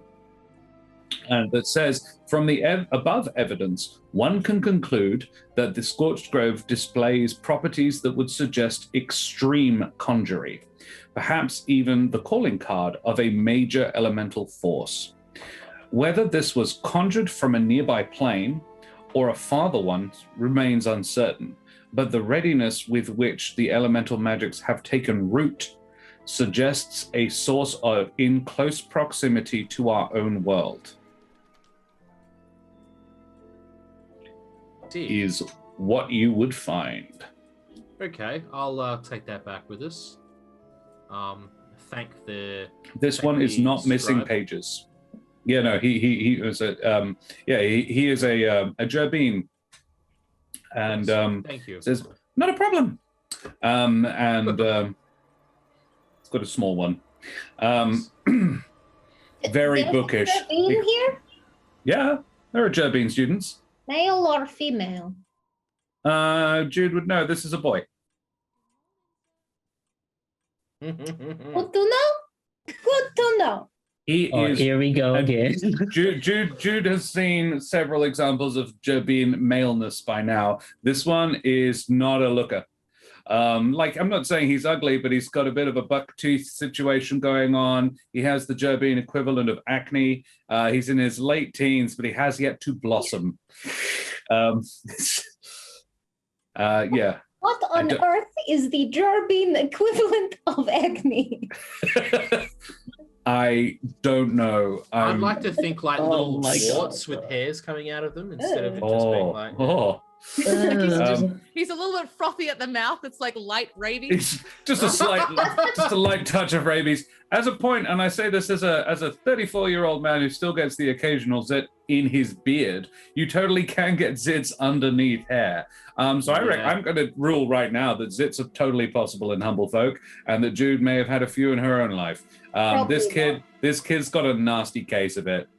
Just bad, not great acne. His fur does cover it up a bit, but it makes his fur look rumpled.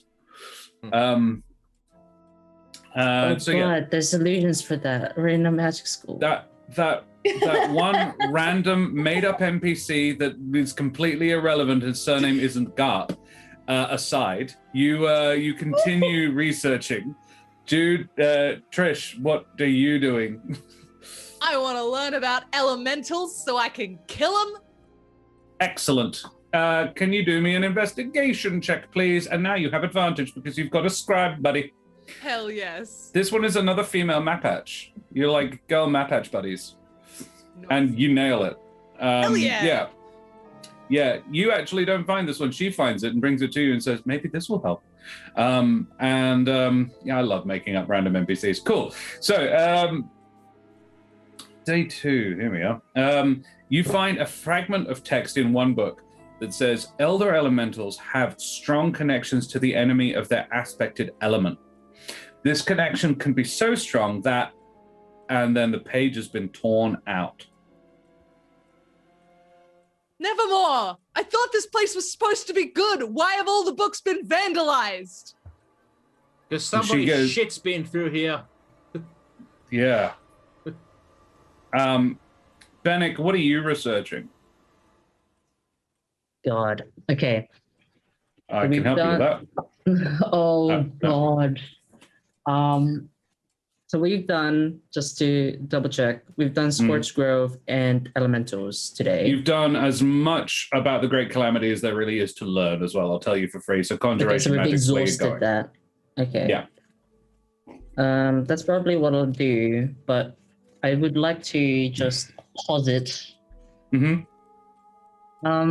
Considering that Nevermore has been really concerned about how like the seal has been like put in to the Scorched Grove, do I think it's possible to like, as much as all the information is missing, being like ripped out, do I think it's possible to ask the abjuration professor and see if we can reverse engineer it?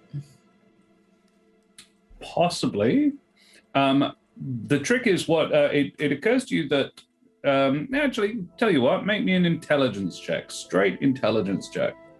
Okay, You're doing a puzzling. Oh my God, I am. just thought of something. I'm like running back as I'm saying that. 22. All right. It occurs to you that, yeah, My that is jam. one place you could go, definitely. However, it also occurs to you that Nevermore is looking for historical evidence of how it was done in the past, not how one would do it. He's looking for specifically how this one was done. You could just research how one would seal an elemental portal generally. Yeah, can we just like make a new one? Yeah. That's my thinking. That's Benneck's thinking. Yeah. So I believe you researched conjuration the first day as well, did you? I did, yeah. Yeah. I And can do it again. You received the information that anything as big as the aspect would require a huge amount of energy to seal. Day 2, this is, you're about halfway through this day, but with the assistance of your person, I'll say you're learning this. A large conjuration circle would be needed in order to seal anything as massive as, say, the creature they described climbing out of the volcano. The circle may have been obscured over time if there was a way, if that thing had been sealed before, but it is impossible for the creature to have been kept dormant all this time without a sealing conjuration circle. Oh, maybe they didn't do it. So it's They just put it to most likely sleep that somehow. There was, and given that the other stuff you've already found about, it talked about how you can't. They tried to banish it. They tried to make it go completely to destroy the Scorched Grove. They couldn't, so they just put it to sleep instead. They found gentle magics were the only way to go. Was stuff you learned in your first day of learning. This would be similar. The thinking is that it's waking back up. And just like how the tenders do gentle techniques to put out the fire, probably do the same thing. Yeah. I'll say that to everyone. Nevermore, you've come back saying, ooh, ooh, ooh. Okay. First of all, can all the books that have had ripped out pages, can we gather them just in a bit of a pile here? Yep. Yeah, sure. I'm gonna pull the compass out, and I'm gonna put it on my hand, and I put my hand on one of the books, and I'm going to say, "The missing page of this book." Ooh. That's Oh, so that's smart, pretty- Nevermore. That's That pretty is smart. See, not gonna very lie. smart. Very smart. AJ, are you, Jude, what's Jude doing while this is happening? I've had a lot of time to think about this. Jude has stacked particular books in different height orders, like little pillars across the library, and she is practicing running and jumping and slashing her sword down the hallways, Very well. along with backflipping off the bookshelves. You Oh, do Jesus. that. Okay. I could just see one of those mod things where it's like the bookshelf just goes. What is this Mashaba? Mordane's like, no. Yeah. Mordain is like disapproving of this, but doesn't actually stop it. He actually seems to be amused a bit, but trying to disguise the fact that he is. Jude is like doing parkour around the library. Jude, can I get an acrobatics check, please? This is all performance. If you're better at that, I think you probably are.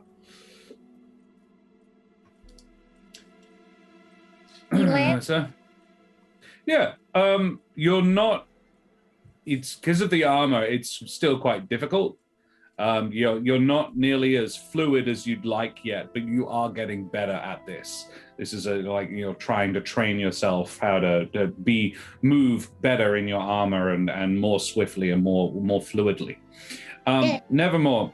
And Mordain often makes himself scarce while Jude is slashing at the air as well. He is not currently around. So Nevermore, you try your trick. Can you roll me an Arcana check, please? I'm afraid you do not get advantage on this one. You are getting help, actually. It's why it's flat. Oh. Okay. That's with a +4. Okay. Unfortunately, it does. Nevermore, you're probably a little familiar with this. The swinging around, I don't really know what to tell you, man. Like, I don't know where to take you, dude. Sorry, from the arrow. And Trish? Can I use aid? Because I have a spell now. Does that work in this situation? aid is it gives people temporary hit points. Ah, damn it. Okay, no. I'm just gonna just for the sake of being efficient and making sure that it wasn't just it's no longer existing. I'm gonna just do it with a bunch of one more book that are missed. Okay. No, I might as well just go book by book because it doesn't take too long for me to just be like, sure, fair missing enough. page of this book, and nothing happens. Missing page of this book. Nevermore, you get about halfway through the stack of about a dozen books when you feel where are we? Yeah, suddenly you feel, all of you feel, but Nevermore, I'm talking to you firstly, a deeply unsettled, wrenching sensation in your gut. As though something is being ripped from your very soul.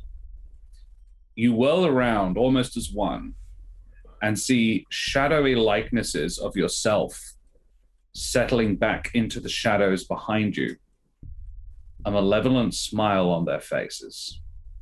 I want to be clear, you're sort of, Nevermore's been at this for about 5 minutes. It didn't work, sadly, so you've drifted back to your own researches in different areas of the room you're in. I am going to bring up a map. Oh, no. So the die have, here's one I prepared earlier. And then we wait for it to take ages to load. Oh no, there it is. So damn low library. You can see yourself. So this is an area of the lower library that you are in. Jude, Jude would have returned to full health. Just FYI. Not that that's important. Not that it's relevant at all. However, you are going to need to roll initiative. Oh! Oh, no, Jude. Like all of you. Yeah. 6, a 19, a 2, a 12. We just need a Trish. Oh, yeah. Oh, shit. All right. Trish, you have all felt this similar sensation. And yeah, Trish, you go first. You see slinking back, and I'll just ping it over here on the map. Slinking into the shadows over there, you see a shadowy you. Does it look like solid? No. Or is it just... Oh, God. Like a okay. ghost.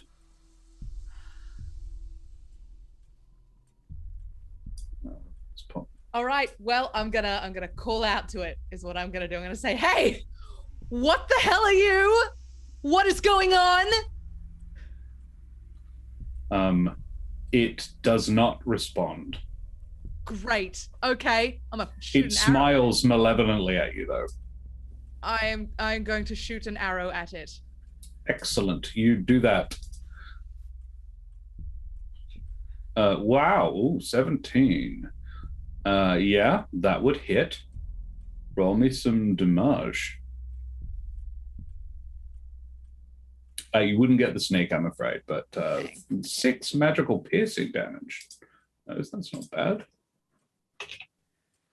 Done. It takes 6 magical piercing damage. There's a question. I did such a good job of bleeding the color out of these things, I actually can't find Benneck. There it is. Okay. Yeah, cool. Next is... I have no shadow. Benneck. Yeah, Benneck. Down in the bottom corner, I don't know if you can see him. He's just there. I see. There is a shadow you. Also in this room, you can see a shadow Jude as well, just over on the side there. And Nevermore, the shadow of you is there. Oh. I see it. Yeah, you do. Poking out. Yeah. All of these rooms do have walls. They're just not very well lit. So there are shadowy corners, and seeing these things in a shadowy corner will be really hard. They can hide very well in shadows. Yeah, that's quite fair for them. Yeah. That's not fair. I'm the only one who has meat, and you don't. I cast mage armor on myself. You cast mage armor on yourself. Consider yourself mage armored. I am. I'm mage armored with my glassy armor and my cool scale hood, which is 11 hit points of arcane ward. Nice. Very well. And next, I believe it is Nevermore. Yeah. I'm going to. Oh, I move closer as well to my shadow. Oh, okay. Where do you move? I kind of glance at Jade, like, if has she registered that her shadow's there? Oh, bless you. Has she registered that the shadow's there? I think you've all noticed this is not a subtle thing. It sucked out part of your soul. Cool. I just kind of nod, like, I trust the defender can deal with that. I'll kill myself. This. Yeah. Great. You do that. Nevermore. The library's under attack! At the top of my lungs, I'm going to move 1, 2, 3, 4 down this way, knowing that the last that I saw of Trish and the others was in that general direction. You can see Trish and Benneck from where you are. No, you can see Jude, but you can't see Benneck. Okay. And I'm going to turn and use... one second, what's it called? If at first you don't succeed, magic missile. And Rule 88, I think.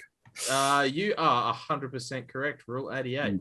And I'm going to cast magic missile at it at 2nd level. Oh, very nice. Roll big money, no whammies. That's not what I was supposed to do. Cast. No, did it, doesn't it? Oh yeah, It- shit. it Yeah, did it's it. only just a damage thing, isn't it? Yeah. So Yeah. it does. Do I roll 8. it 5 times, or No, no? You it just does have to it- take the. Yeah. Okay. It's how we've always done it, isn't it? Yeah, you're right. So And it's 4 darts, so it's 8. 4 darts, so 8. Very Yeah. nice. 8 magic damage to this creature, this thing, this nasty spectral thing that's going to come towards you now because it's their turn. I just rolled all for 1, so they're all going to go now. Unless you have anything else you wish to do. Nope.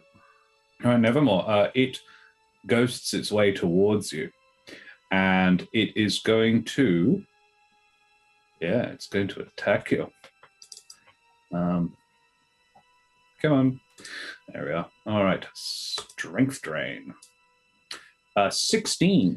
Shield. Very good. Oh my god. Yeah. It does not work, Nevermore. It shields you. Yeah, you shield it yourself from it. Next will be the one Trish shot. It's going to slink over to you, Trish, moving in an uncannily similar way to the way you move as well. And it is going to reach out and try to touch you as well. Does a 15 hit? It does. It I surely believe a 15 does. is an equals beat situation, is it not? Very well. So let us roll the damage. You take 7 necrotic damage. And Oof. can I get Newton Scan? Can you please roll 1d4 in chat, please? That is !roll space 4. This is to determine a nasty side effect of these things. Oh no. Oh, that's good. That's the best thing it could possibly be. Trish, Insane. you lose a point of strength. That Stupid lad. sucks. Trish's strength is 7. It's now 6. Ugh. Well, that could two-shot you, but I'm glad it didn't. Yeah, I'm really glad that did not happen. Yeah, and it Trish, what's really upsetting about this is that the shadow becomes slightly more transparent, opaque. That's the word I was looking for. Yeah. It becomes slightly more opaque. Color drains into it a little bit more, and you feel a little bit more of your soul sucked out Oh no. as you lose 7 necrotic damage. Next is Benneck's friend, Benneck's buddy, is going to shadow over to you. Yeah, Come get it. you'll and- lose, so And let's try and touch fucking you. go. Try and touch your face. It rolled a 7. It probably didn't hit. Nah, I did not. And Jude's is also going to shadowy, slinky. It's actually going to parkour over to you, Jude. It parkours its way across the books and stuff that you have put up, but it does it really well.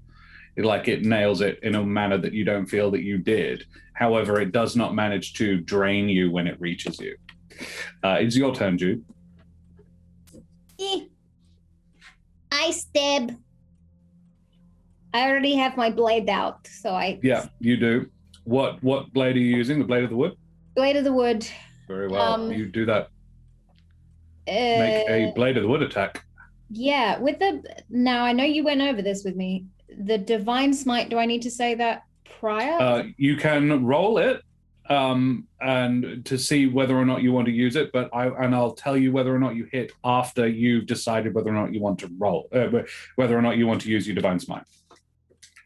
So you can roll it, but you have to call it before I say yes or no. Okay. So I'm definitely roll it. I'm gonna hit the blade first because Jude wouldn't think further than just stabbing. Sure. But then you can decide whether or not after you've Yeah, so you roll the after you've rolled the dice. You see your result, and then you choose to Yeah. divine smite if you're happy with that result. Yeah. I am not. Yeah. You're not divine smiting. Yeah. The blade seems to just pass through its shadowy essence. Yeah. Do you want to do anything with the bonus action?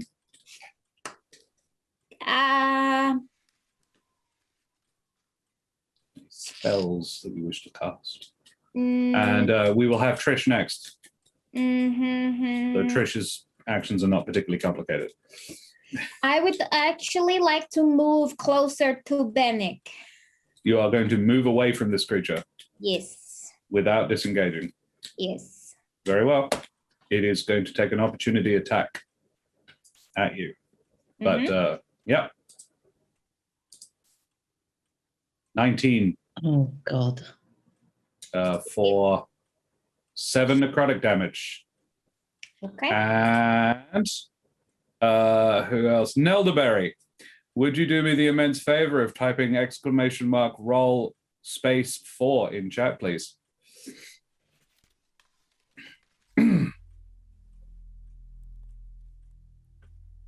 And we will go to Trish. Oh. 4.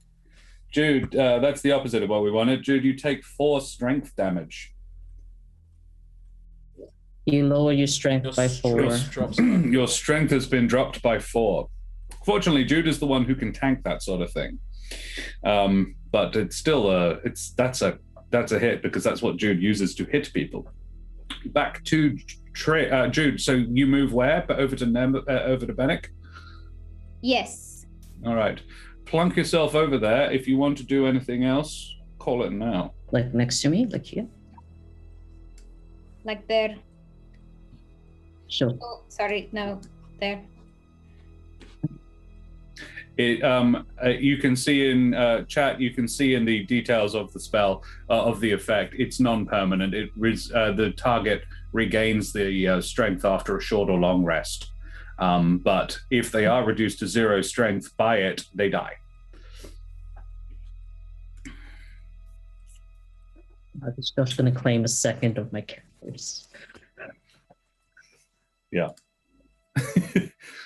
Yours is one of the 2 stronger ones. Nevermore and Jude, Nevermore and Trish both have a strength of under 10. Yeah, but Doesn't I've got work out. 4 first level spells where I can cast shield. Yeah, you can just nope a lot of that. I need a crit hit, I think, to get Nevermore at this point. Poop. I forgot the divine action. Never mind. Divine what? Divine favor. It wouldn't have helped you hit, but you can. No, but it's a bonus action that can help my further hits with radiant damage. Yeah, you can cast that now if you like. Yes. So you do that now? It wouldn't have helped you to hit in the first place. It wouldn't have helped before, but it will help further. So you can do that now? Yep. Yeah. You do that. You've cast Divine Favor and moved over to Benneck. Yes. Cool. Right, back to the top of the order. Trish. I'm going to stab this attractive but fiendish lady with my fancy dagger. An increasingly opaque, fiendish lady. I'm afraid that does not hit. Fine then. I'm going to click my heels together and get Solid. the hell out of there. But you way have attacks, over so here. you don't get the opportunity attacks. No. So yeah, you can bust it out of there. Where do you go? I'm in All the way corner. to the corner. Far away. Right. In the corner. Very well. You do that. Very well. Nevermore. I believe it. No, Benneck. Do you mean Sorry. me? Yeah. Yes, I do Are mean you you. flanking, Josh? We do not. That's fine. I do this anyway just because it's cool. Yep, sure. I walk over to the other side. As I just Oh, okay. a shadowy version of myself. Yeah. You do that. And I go, what do you do when you get there? I take my dagger and I'm like, I never liked you. And I stab him in the face. Oh, rough. Make a dagger attack. 19. Oh, it's a good one. It hits. It's a palpable hit.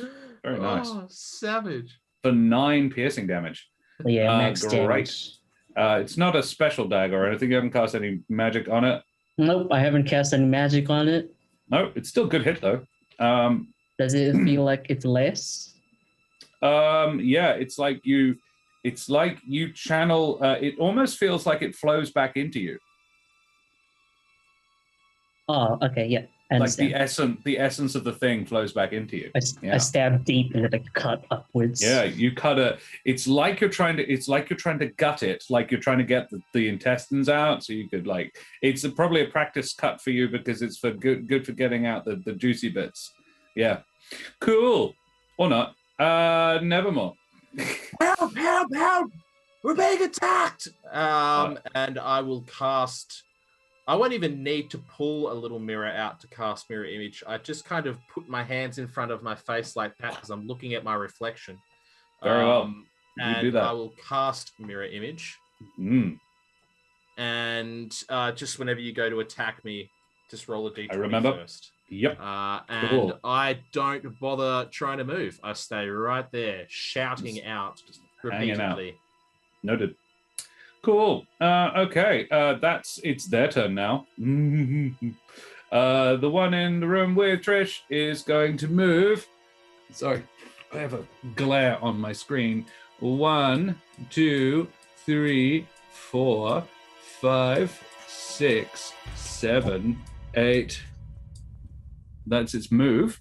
That music build up as they walk. And then it's going to have to use its bonus action to get close to you, Trish. So it can't attack you, or its action rather to get close to you, so it can't attack you. But it's there now, got you pinned in a corner.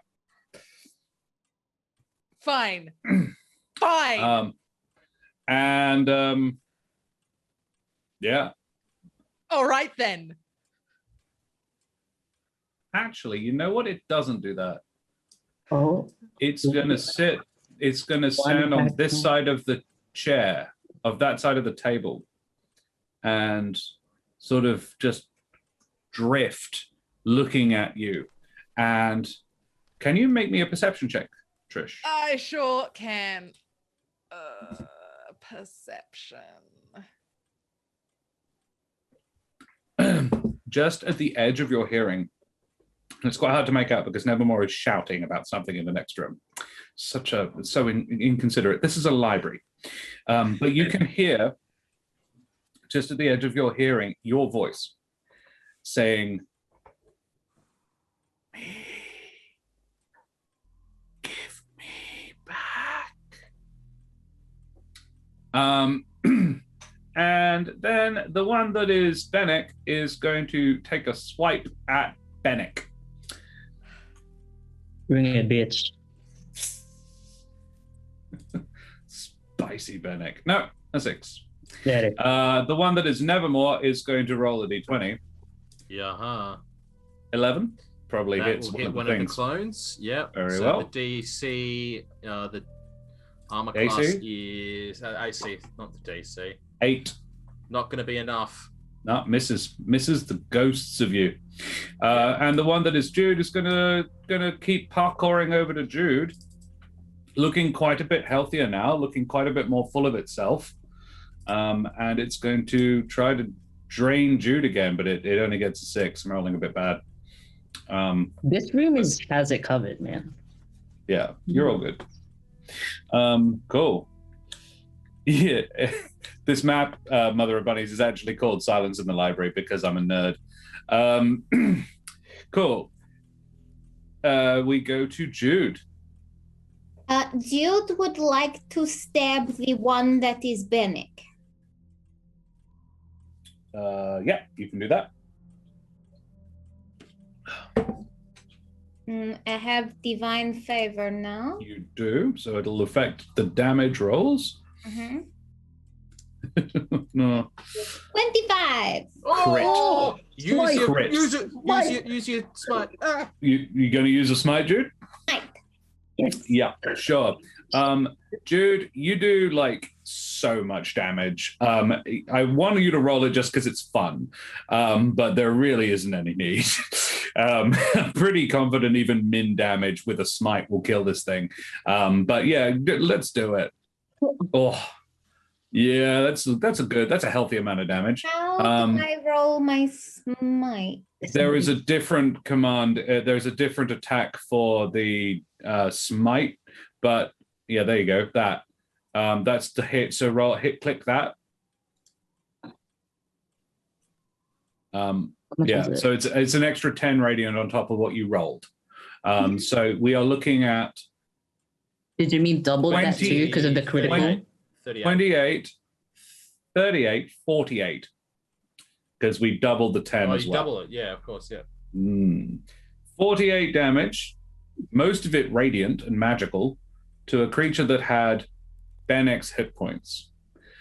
It dies. Benneck, you feel it disappear back into you. I watch it fade. I glare at it. It doesn't fade. It goes Yeah. back into you. Into the exact spot where you cut open its tummy. But on you. Very weird. Very weird. Jude, you have banished the Shadow Benneck. I nod at Jude. Aren't you Well glad done, you Jude. didn't roll high hit points now, Jude? All those low Yeah. rolls are paying off. Beautiful. And Trish is having to fight a version of herself that's got all of her hit points Oh, too. yeah, shit, yeah. Jude would like to just move her eyes back to Jude version of her with the sword out. Jude version of her is, in like a loading screen for like Street Fighter, where they They have a palette swap. yeah, it's that. Jude, Shadow Jude is like, I'm ready for you. Bring it Yeah. on. Great. We go back to the top of the order. Trish, you are standing in a slightly shadowy corner of a room. It's coming for you, and it wants to join with you and eat your soul. Gross. Awful. Here's what I'm doing. I'm moving next to it. I'm Ooh, gonna hit it with my sword. you do that. 17. That hits Hell yeah, it does. Boom. for 5 piercing. Yep. That is a thing that you do. Hell yeah. Then I'm gonna offhand fancy dagger it. Boom. Boom. 21. Yep, you do that as well. That also does Boom. things. Boom. And For I further some. still have movement, so I'm gonna yeet myself to the other side of the room. Very well. Unfortunately, it'll come for you. But Nevermore, you are there. It is Benneck's turn, but you are there, Nevermore. Benneck, you are up next, Nevermore. Benneck, what do you do? There is a Jude. I see. This might be slightly traumatic, but here we go. I raise my hand up and I cast Create Bonfire in front on Shadow Jude. Do that. I love this. Do that. Create So Bonfire. very well. Shadow Make Jude it- is going to make a dex save, and Jude is not particularly good at those. So let's see if Checking was- Shadow Jude is. Dexterity save. Oh, it's +2. Yeah, Oh crit my success. god. I parkour Where was that over, before? I could have murdered somebody. I parkour over this desk. So no dex save for no damage. Right. Yeah, Cool. yeah, it's fine. It is fine. But the spot that it's standing on is now a bonfire, and it will take damage if it doesn't move at the end Right. of its turn. Noted. Thank you very much. Nevermore, it is your turn. Where in the fuck are the security golems? I will cast another second level magic missile At the one that is coming for you. at my clone. Yep. 4. So that's 16 damage. this 16 force damage. Nevermore. It goes and sucks right back into you. time. But what's kind of fun Oh. about this is actually it's a black ball of sort of smoky necrotic energy. It sort of sucks back into that and then swoops at. Yeah, it swoops at one of your mirrors, and then it swoops into a different one, and it like keeps trying to find the right one, and then it gets you on the third try, and it gets sucked into you. Oh. Oh. And now it's their turn. You banished you. Good job. Jude. Shadow Judington It's also Is- on fire. is rather on fire and screams like Jude screams. and it attacks you and gets a 16. Which means it does 7 necrotic damage. And Omi, can you please roll me? ! Roll space 4 in chat, please. For me. And it will move to the side so it doesn't have to be on fire. That's fair. 2. Jude, you take 2 more strength damage. And the one that is looking balefully at Trish can get to her and does.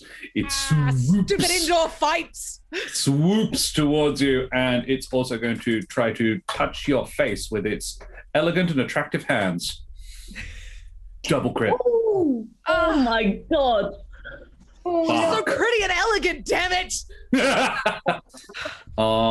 Yeah, that's 20. 20 hit points of necrotic damage. What the hell? It's a crit.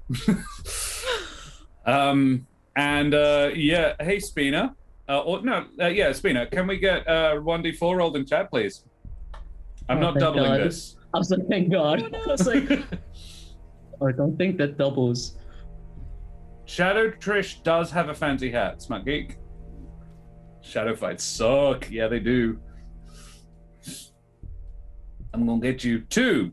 Oh no, Trish, you are down to 4 strength, I think. Yeah.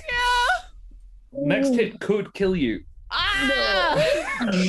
Mind you, you're also like down to like what, 7 hit points or something? 10. I'm on 10. Okay. All right. Okay.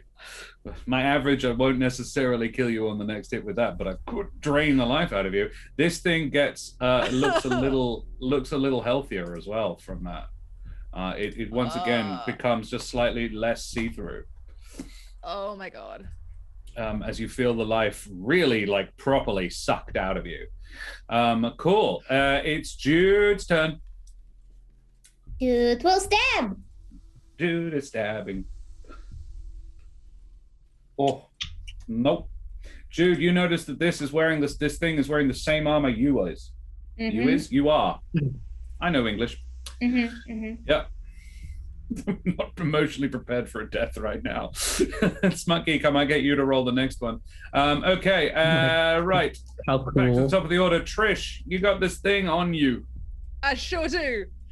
I have a healing potion, don't I? Do I not? You get it? Yeah, you do. It would be Okay. an action to neck it. An action. Yeah.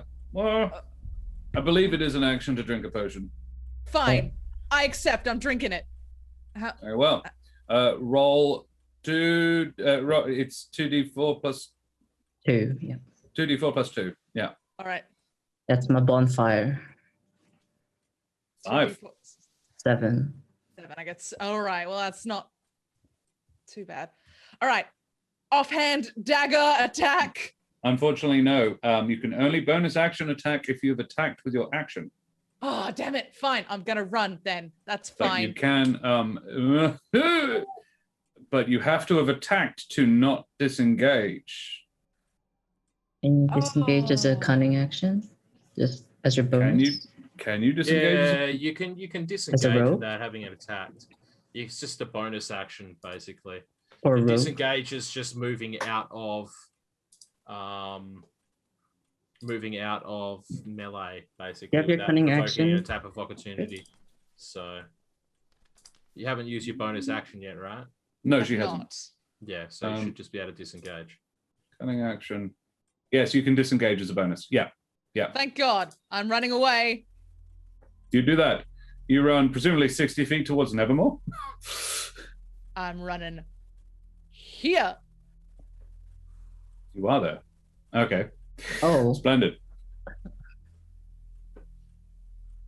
Yeah, as long as you are, it has a 40-foot move, so as long as you are more than 40 feet away from it, it can't get you. That's right. Great. Noted. And splendid. Very well. Benneck, it is your turn. all right. There is a fire in the room. I drew my create bonfire. I'm trying to make sure to control my magic output so I don't burn the books in the room. Mordane's gonna eat me alive. Mordain would be quite irritated. Yeah, Mordain would just eat me alive. Does it Does it look like it's affected at all by the presence of light close to it? Non-magical light? Firelight? Not a problem. Doesn't seem to be Okay. bothered by that. Oh, good. I wanted to observe that. And then I'll just run over here and shank it. You shank it. Yeah, you do that. 18. Benneck, you're a boss.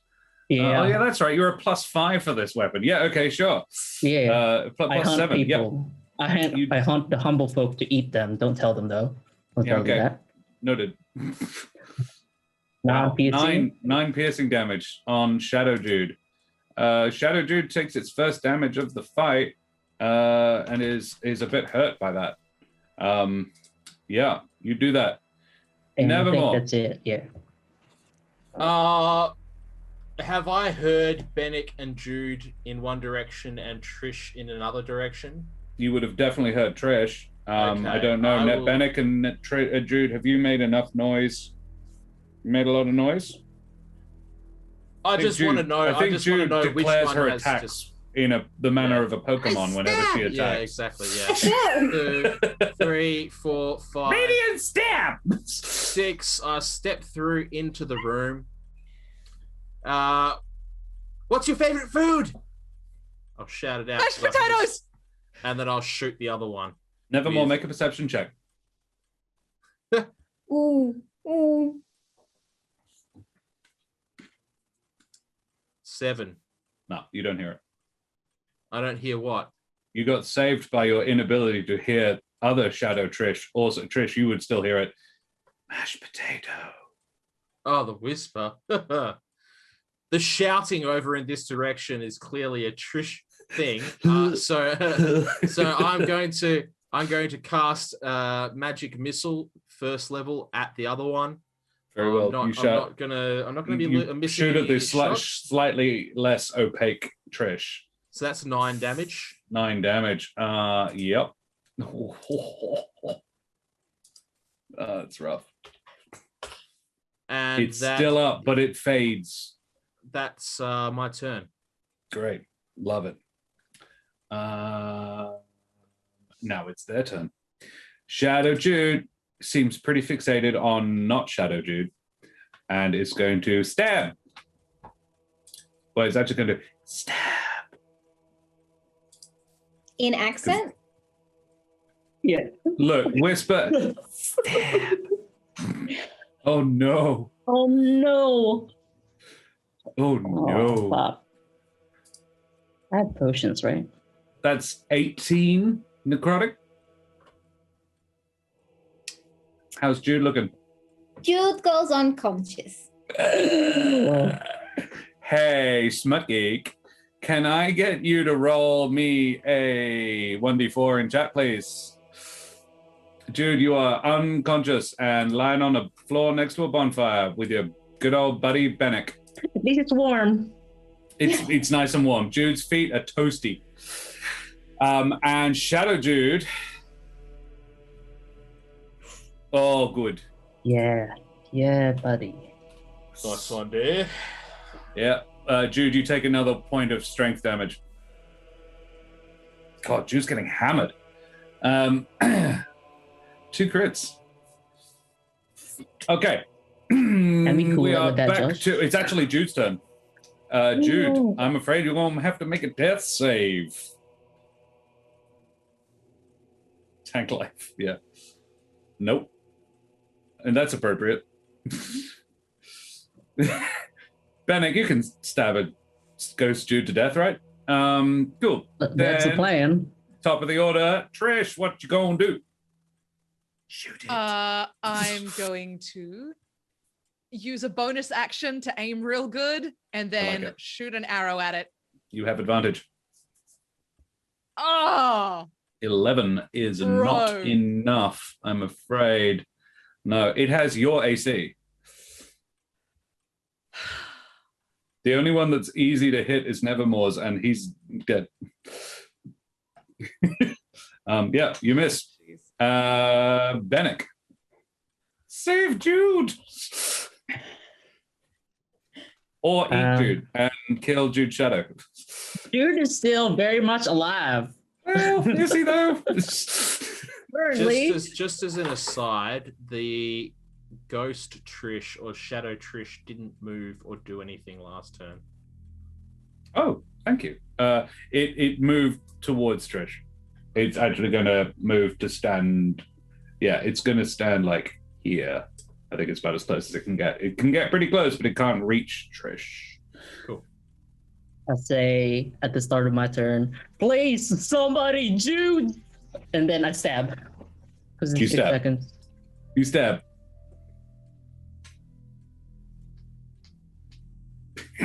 They're all making up new Judes.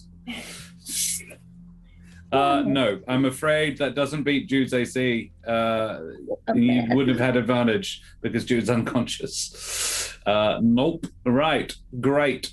Nevermore. I'm going to magic missile one more time. One more time with feeling. Dude, you hit it. You do it. 6. Yeah. It does. Trish, the one that's bearing down on you, it get just, and then this little ball of black energy sloops back into you.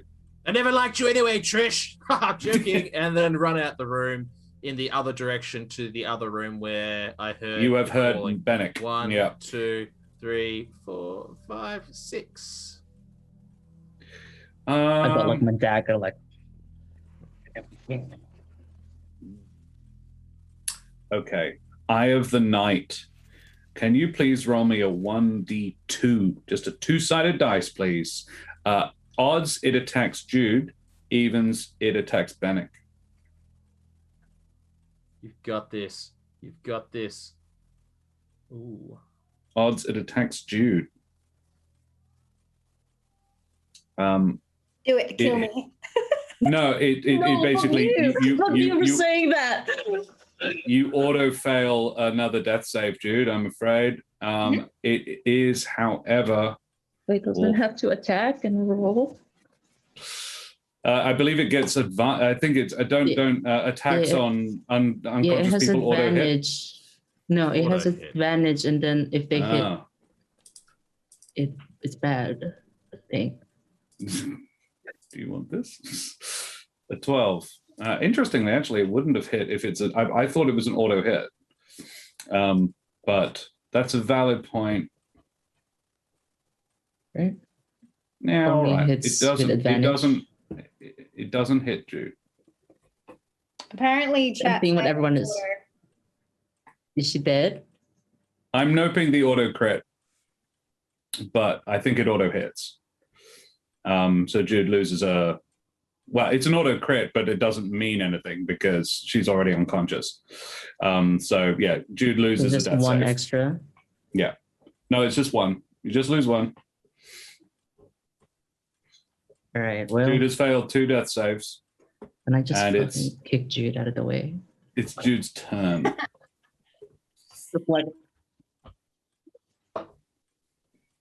Guys, I could die. I could. Mm. Stop! Why are you so excited about this? This is the only emotion I can have right now. I've burnt out all my tears and panic from earlier in today's session. Jude, I would point out to you that you have a 1d6 booster. I will use it. Take it. 2 is enough. Possibly. You pass the death save. Oh,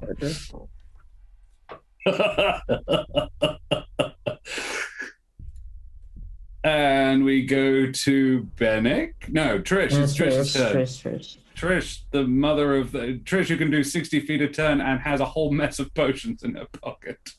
I'm running over here, and that's as far as I can run. Don't you I'm have a using- move of 60 feet? Yes, and that's like Is that just 60? 60? I counted. Wow. Okay. Noted. Thank you for counting. Yeah, that's your move. You can bonus action move, but you can't do anything when you get there if you want to be there.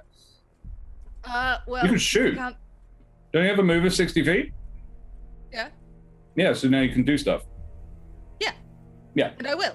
I'm going to aim real good. Trish, You can dash as a bonus action because you are a rogue. Oh. So you can move your movement again, and then you can take an action afterwards. Oh. Well, good thing I know that. I'm gonna dash over to Jude. Oh, those kinky boots. I love my boots. I love them so much. And I'm going to pour a potion into her Down mouth. Jude's throat. Jude, you heal for God. you heal for 2d4 plus 2.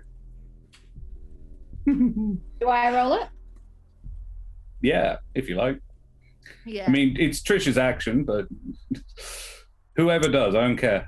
Yeah, you heal for 8. 8. Yay, Trish. Woo! Super speedy medic. Great. What you've been Next, training it's for. Benneck's turn. My brain. My brain is like frying on what to do. That's the second double death save, Jude. Okay. Does this Jude look stronger than Jude is currently? Not much. Jude on the floor is looking really washed out, like the color has been drained from them.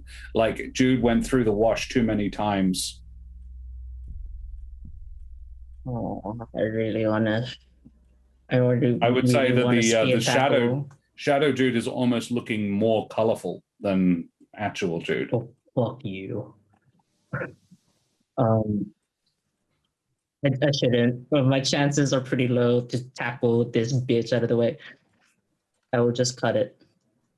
You do that. Make an attack roll, please. 24. Yeah. Great. You hit. Roll damage. For another 9 piercing. I'm rolling max damage today. You're doing real good. That's max. Yeah, it's 4 plus 5. Okay, cool. You hurt Jude. Hurt Shadow Jude. It's not the real her, it's fine. It turns and throws a shadow muffin in your face. I deflect it with my dagger. It's not even a real muffin. Yeah, it passes through the dagger. Nevermore, it's your turn. I'm going to use my last magic missile on Rule this. 88. Do it. Oh, there we go. So Max. that's 15 damage this time. Shadow Jude dissipates. Oh, Lord. And Oh. sloops back into real Jude. Schloops. I'll run into the room, make sure everybody's okay. Everybody? What the fuck was that? Where's everyone else? Yeah, where's the bloody security? Do you hear anything else going on right now? It's very quiet in the library. Are you guys okay? Should I look for somebody? I think we need to stick together and look for somebody. I think that's a good idea. Make an investigation check, then. Investigation. Jude Make a, is going to lay on hands and heal a little bit more. Sensible. You do that. I Nevermore. suggest we make our way towards the entry where the golems are. Hopefully they'll be able to protect us if something's going on. Nevermore, you Okay. know that those things are only there for, they are only activated for by out of hours access to the library. They Well, don't that's activate. shit. Yeah. So Nevermore, you find, and needed quite a high DC, but you get it. Trish, if you are looking as well, get me an investigation check. Jude is busy patching up their hurt, but Nevermore finds the really important thing. You search the area where the shadows appeared. Benneck and Trish, you find the bodies of 2 scribes. They look drained of all color.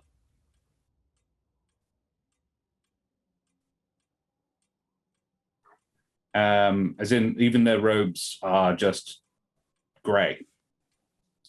I find the name tag / student ID or whatever. You find it. It's it's real. It's solid. It's just drained. Yeah, I just collect them like dog tags to tell Yeah. I can't carry them everywhere, so I just have to. Yeah. Nevermore, you find a page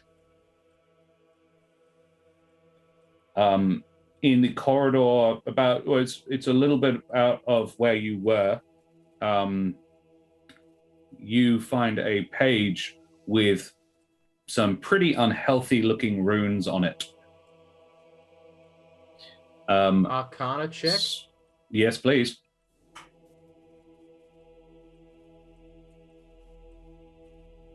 Oh, very nice. Very nice, Nevermore.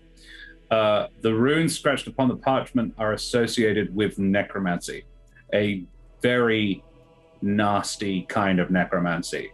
However, your familiarity with runes is significantly better than it was when you were last studying. The runes in the magic in these runes appears to be spent. This is a spell scroll, and it was recently used to cast whatever spell was bound within this scroll.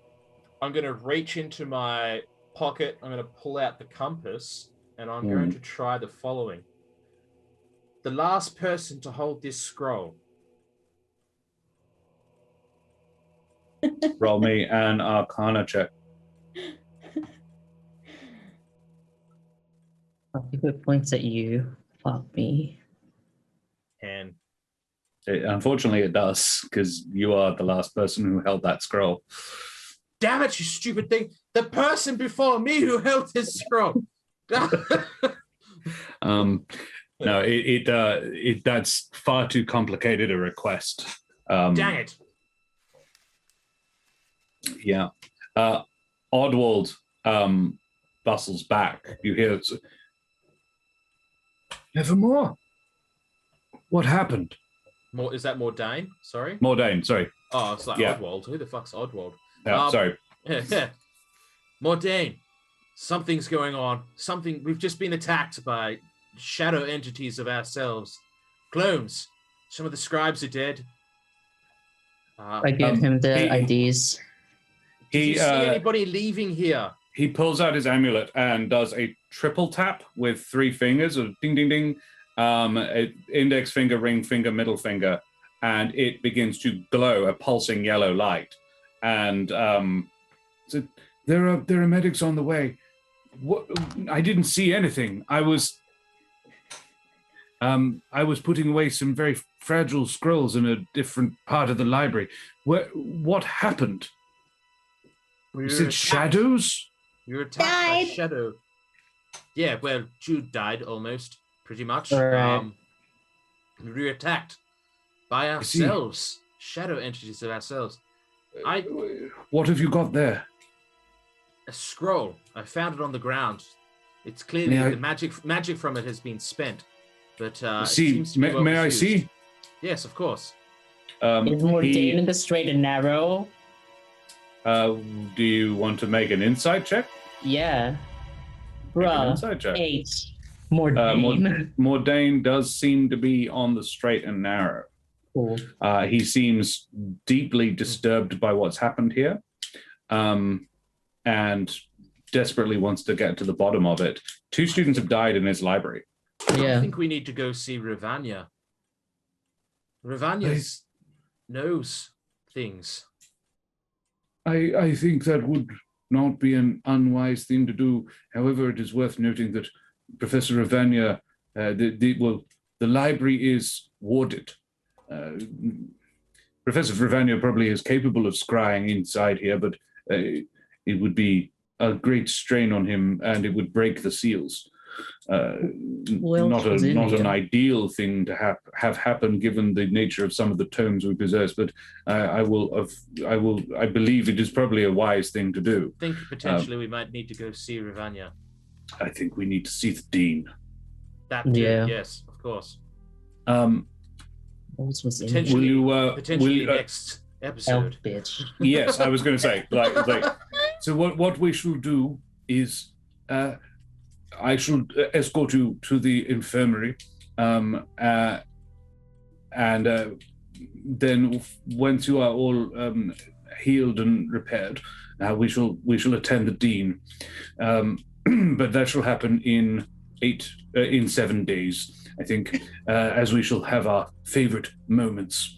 Oh no, there's the realities. Where am I? What is this? No, Mordain. Wizardry in front of me. Okay. Let's go back to the it's my Avium ambience, wasn't it? Fuck. There we go. Oh, what a fun time. The strength is that doesn't No, it's come not. back It comes back after a short rest. Okay. So once you go up to the infirmary, you'll be healed. Yeah, I don't normally do that sort of thing, but I was like, that would be rough to strip you of that much permanently. Yeah. Oh, Trish got so lucky. Jude got crazy unlucky as well. All right, so ladies and gents, I hope that was fun. It was fun for me. Yeah, the boys, new boys, wizard boys. Very fourth wall. All right, so we will do our favorite moments, ladies and gents. And I'm just going to turn the music down. It's super loud. Yeah. There we go. There we are. All right. So, thank you everybody so much for watching and playing. Thank you to the Deck of Many for the great work writing the source book. Thank you, Serum, for being our amazing tech. He's always amazing, and we're so grateful to have him because I tried and I can't DM and tech, so I need him.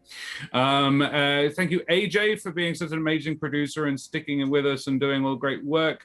Thank you to our fabulous sponsors, Wooten Forge, purveyors of WA's finest handcrafted wooden tabletop accessories that you can check out at their website, wootenforge.com. And yeah, let's do some favorite moments. Let's start with Rachel, I think, today. We'll work our way across. Rach, what's your favorite gosh darn self moment?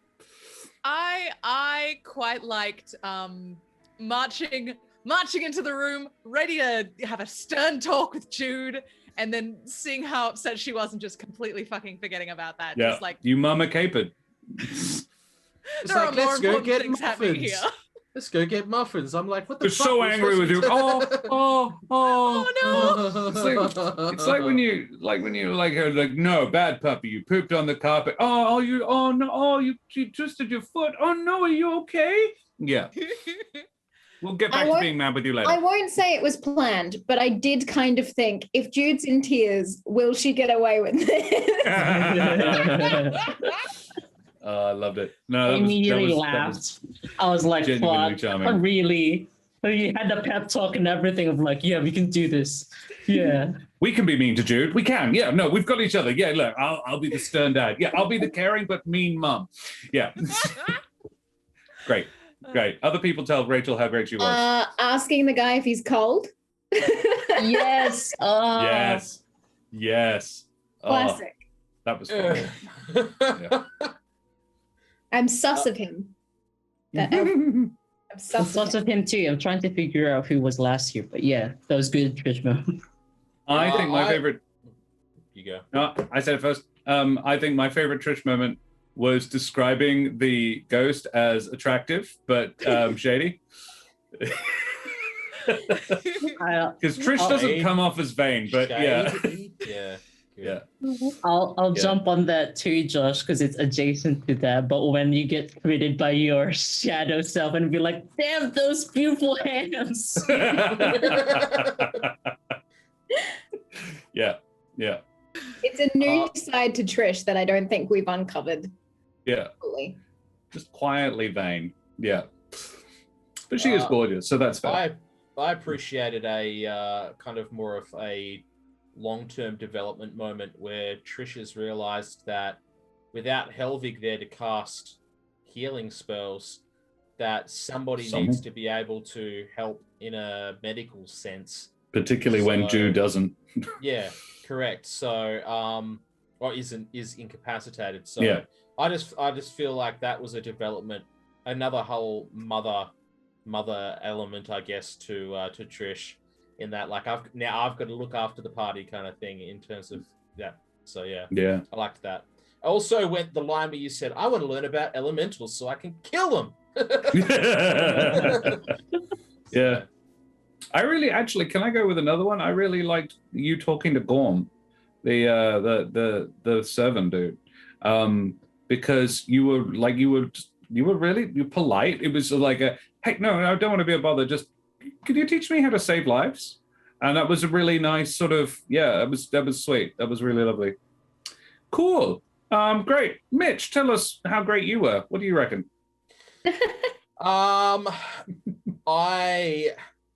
My thing was, first of all, when I picked up on the fact that Trish had just been totally kind of sidetracked from the important point that we had to make with Jude, which was, come on, like, we've got to be honest with each other.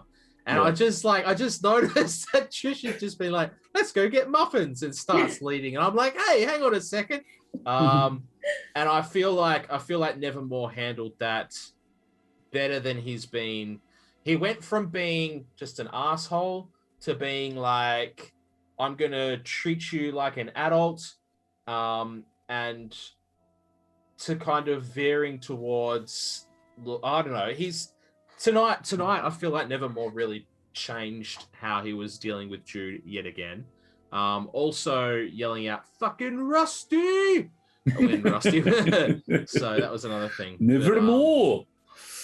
Yeah, he's learning slowly how to handle Jude. He's gone from one end of the spectrum, treating Jude like a kid, to then treating Jude like an adult, then realizing that potentially Jude isn't an adult and needs to be handled somewhere in between. So like a teen, maybe.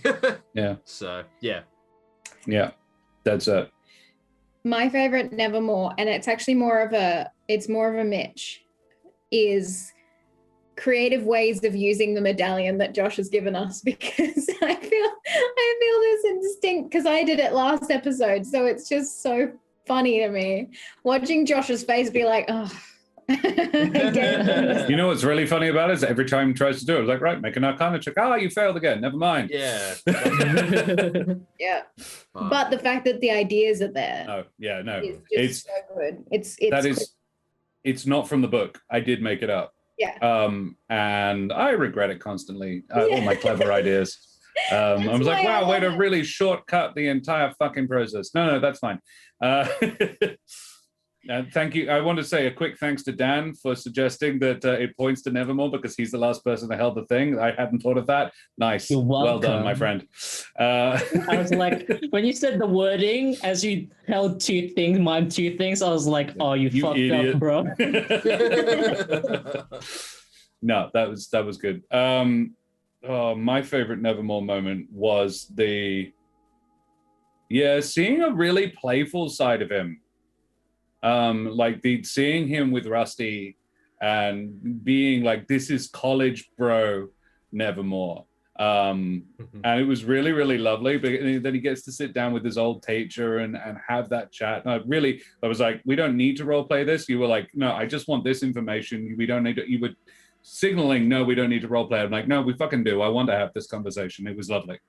Yeah. I really enjoyed seeing that side of Nevermore. It was really, really cool. Interesting. As much as I love to role play every single thing, I'm also conscious of the fact that there is a point that we have to get to. So yeah, I kind of I appreciate that. Thank you very much.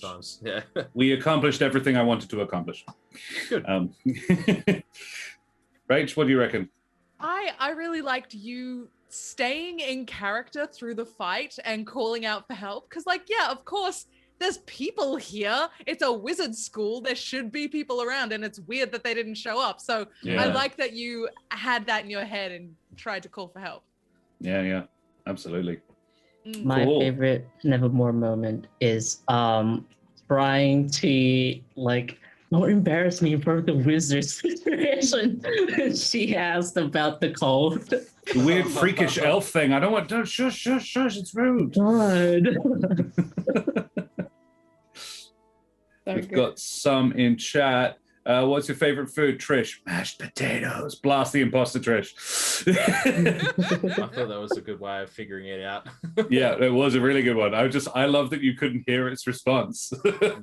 And Smutgate, Josh's whisper of mashed potatoes had me rolling. College bra, Nevermore, yeah. We loved him. We loved him. So much character growth between season 1 and 2. Yeah, dead set.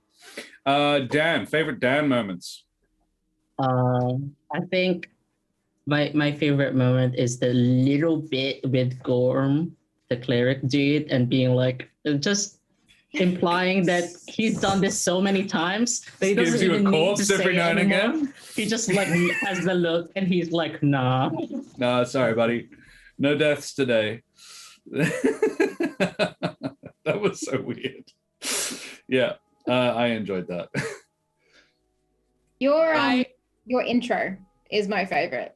Your recap.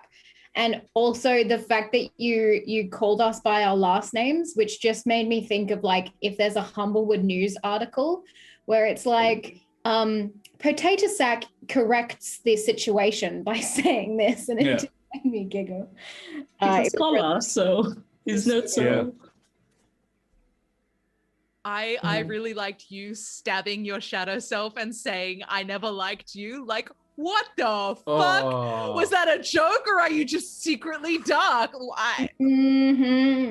This is a guy who eats dead bodies, like has deals with various faculty members, like, hey buddy, hook me up and get me some offal in here. I like that shit. I quite like the quiet mention of the fact that you hunt and eat humble folk.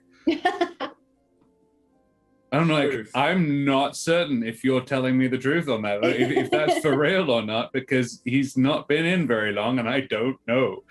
Benneck was a badass today. Benneck did a lot of damage with a freaking dagger. Yeah, that was really cool. Dan, what was the other thing? Oh, I already said it in the actual session. I said my favorite Dan moment, but I cannot now remember what it was. It was something. While you're thinking about it, thinking about it, mine was just the appreciation of the fact that we needed to go talk to Jude, and Benneck knew that it was probably better if it was just Nevermore and Trish. So you just offered to stay there and read. I thought that was quite insightful of Benneck. And I appreciated that because it gave the original 3 the opportunity to have a chat about something that happened when it was just the original 3, I guess. So even though you were in the originals as well, just a different you. There was another moment where you the voice when like Jude heard the voice as well in the that might have been what you were thinking of, Josh. It was, yeah. I didn't want to get to that. It was still too fresh, but no. I sent Dan that message today out of nowhere, and he's like, "Okay, got you, buddy." Sure. Yeah, and he took the cue really well. It wasn't pre-planned. I didn't send him the whole paragraph that I was going to read. It was just that one line.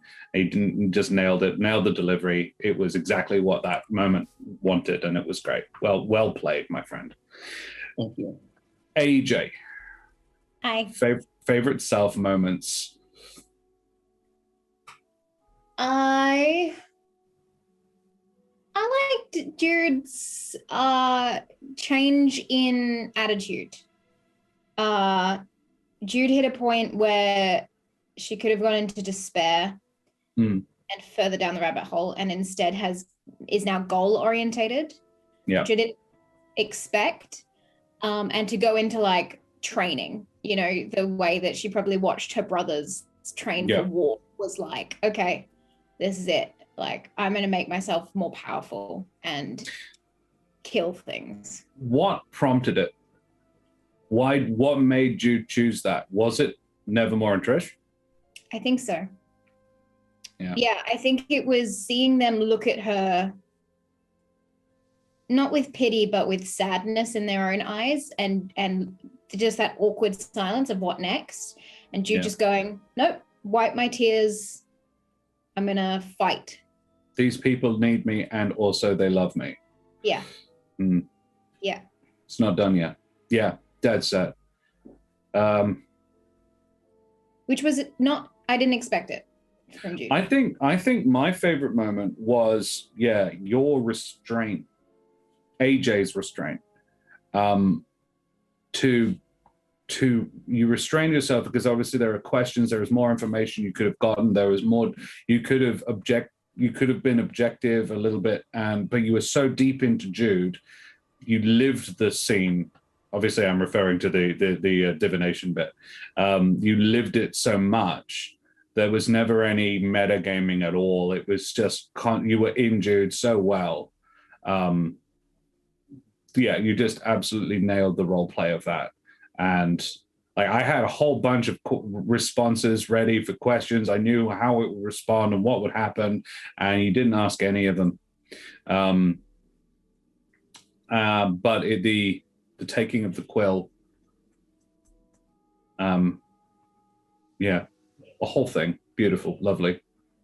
I think, yeah, it's not really a moment. It's the active pursuit of this has been a really interesting thing, and I think it was really cleverly done and nicely played, Jude. Thank you. All right, Jude. someone else. I mean, you already said it, Josh. I was just so moved. I think that entire sequence, yeah. We're being rated by the Eldritch Scribe. You meanies. How the fuck are we supposed to rate you guys? Yeah. No, welcome raiders. We are just saying our favorite moments, actually. I'm afraid you've missed the entire bloody session. We're just telling AJ what an amazing bloody job she did. Not a dry eye in the house. Nevermore. Mitch, Rach, Dan, tell AJ how great she is. Yeah, she's pretty alright. It's not like I was there the whole time, like just amazed at the fact that she also makes me feel the grief of losing my character again, because I'm seeing the grief unfold before my eyes. But whatever, it's not like she's great or anything. She's amazing. I'd say a 7.99 out of 10. Wow. Joking. Really, that low? No. It's on sale. I think the finally accepting the situation, Jude's just, you can tell that Jude's gone, okay, this is what I'm doing now. Like you've gone to investigate, to do your detective work. You've found this information out, and Jude has finally just gone, all right, this is what I'm doing. Like you've got your next objective. You're not floundering anymore. Yeah. So I feel like that was a kind of a pivotal moment there for sure. And also calling me your brother. Oh, yeah.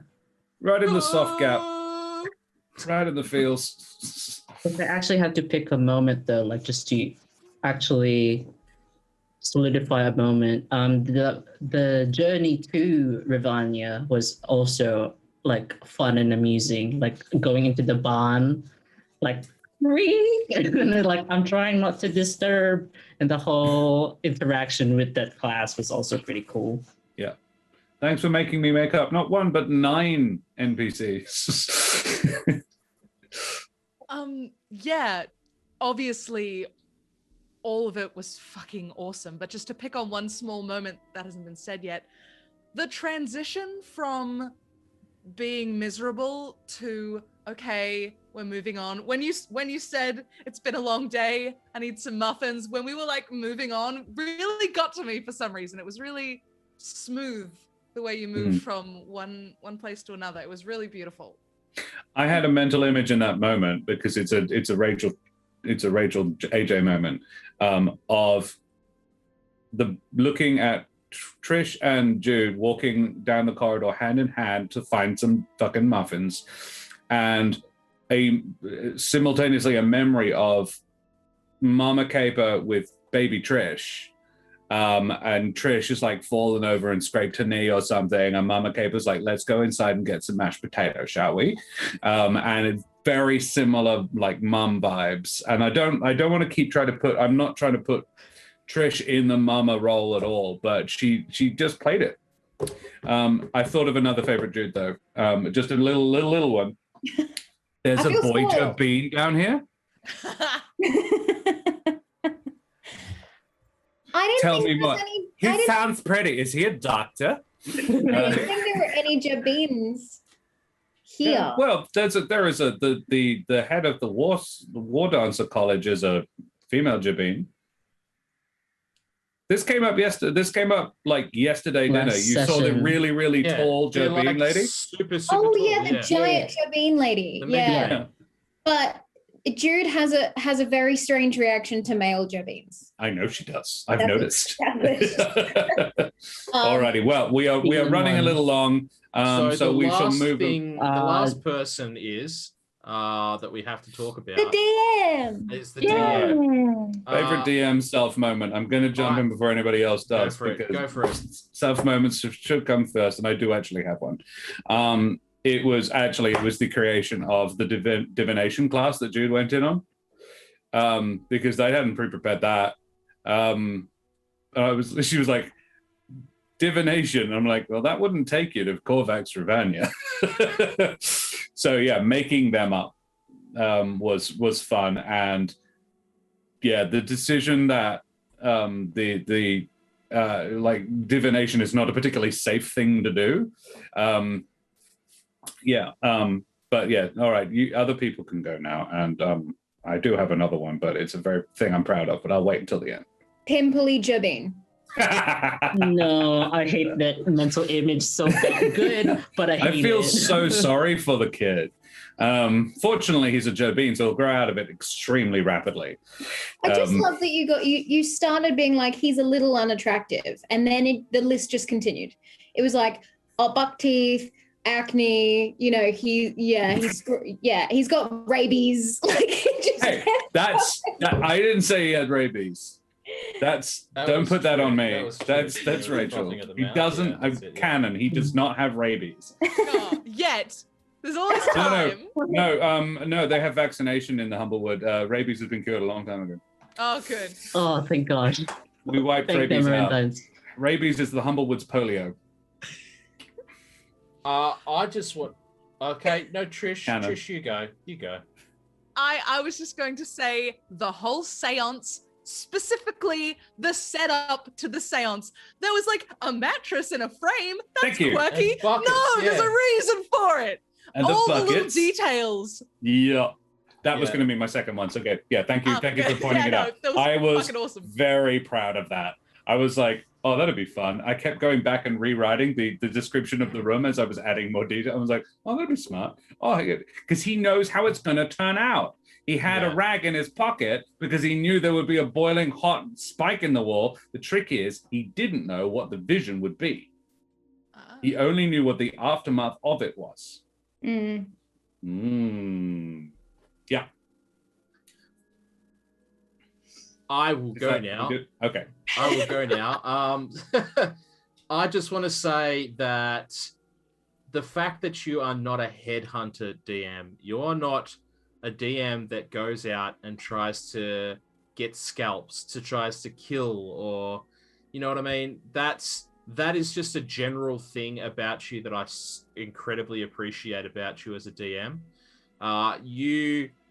You would not shy away from it if it were to happen, because that's just what happens with the rolls of the dice, but you never go out for it. And I don't think that that's something that a DM should do. I feel like it should be just we're telling an incredible story, and the dice rolls are in, leading the way, and you are honestly amazing at what you're doing. I've had dozens of DMs, and you're the tops. So, I just appreciate all of that in general. Thank you very much. Yeah. Has Jude acquired 2 more D6 boosters just in case?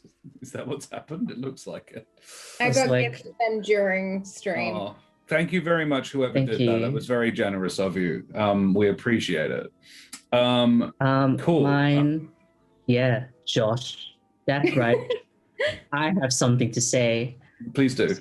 To transition from what Mitch is saying, it's not really much of a particular moment, but it's more, I love it when a DM starts to turn gears in my head, like the machinations of what is potentially happening, trying to unfold the things in front of our eyes, well, there's shadows now. Also, people are disappearing. There's a cursed scroll that's out there. Who was here last? Apparently, the library is warded, so people can't just like willy-nilly like look in. So it has to have like be someone, and just all of that, and getting me to like write notes, and just I'm so immersed in like the circumstances of like what's happening, and potentially like trying to like limit the factors that get these guys dead. You killed me once before.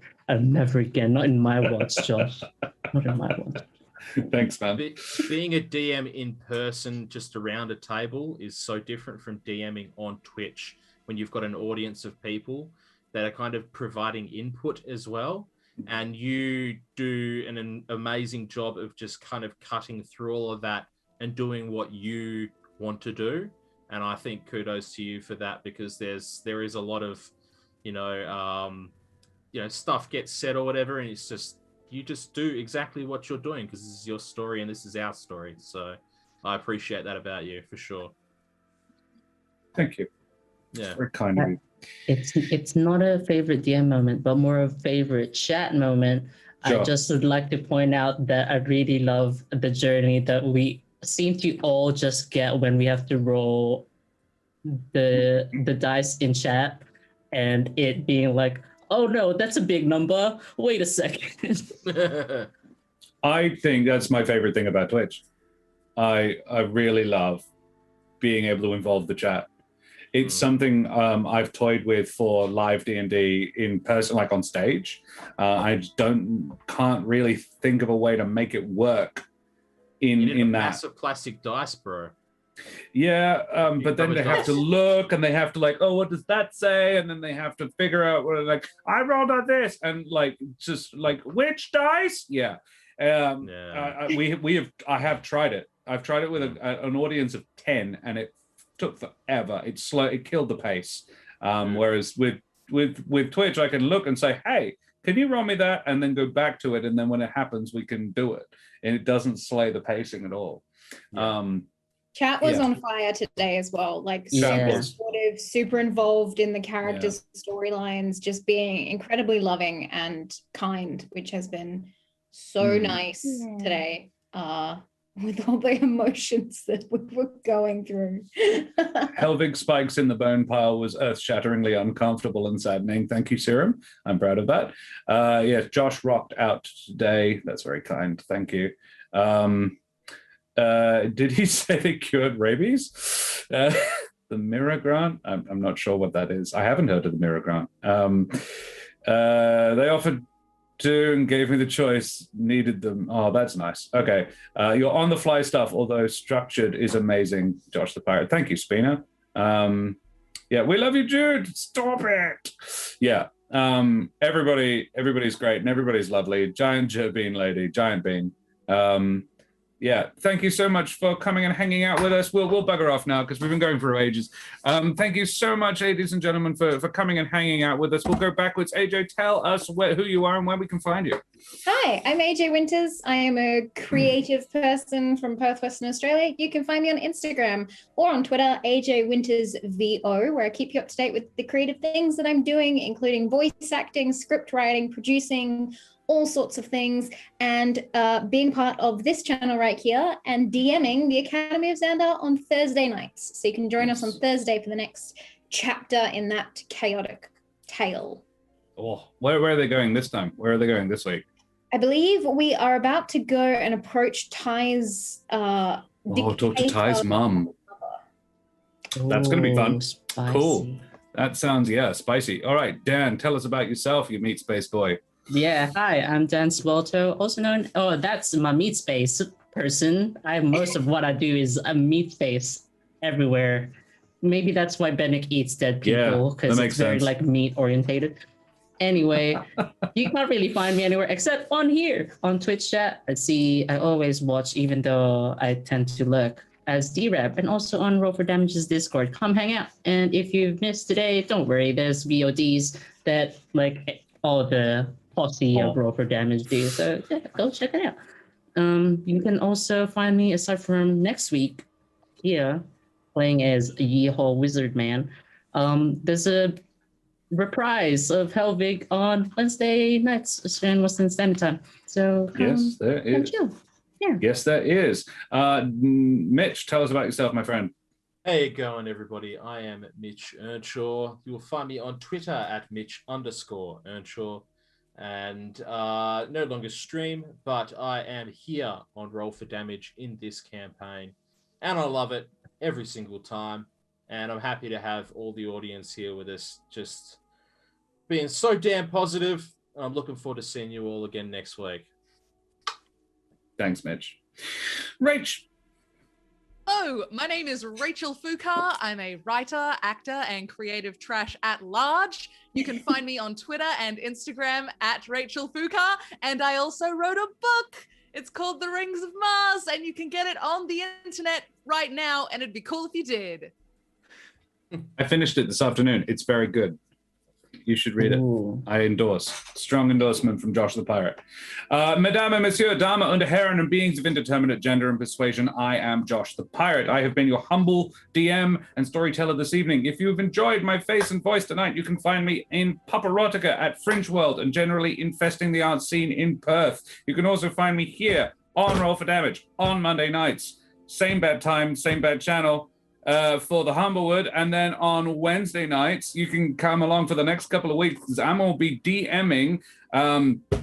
It is going to be if you've been following the Kickstarter, Helias's Guide to Monster Hunting is currently live on Kickstarter. It's just raised $1.1 million so far. We have been given a few excerpts from it to try out, so we will be running a 2-shot featuring Dan Suelto, the D-Rab Meat Space Boy himself, as the indomitable Helvig. Once again, Helvig rides again, featuring Mother of Bunnies herself, Karen Schlink, as V from the Academy of Xandar, but V will be the Monster Hunter, which is sort of a Pokemon-style thing.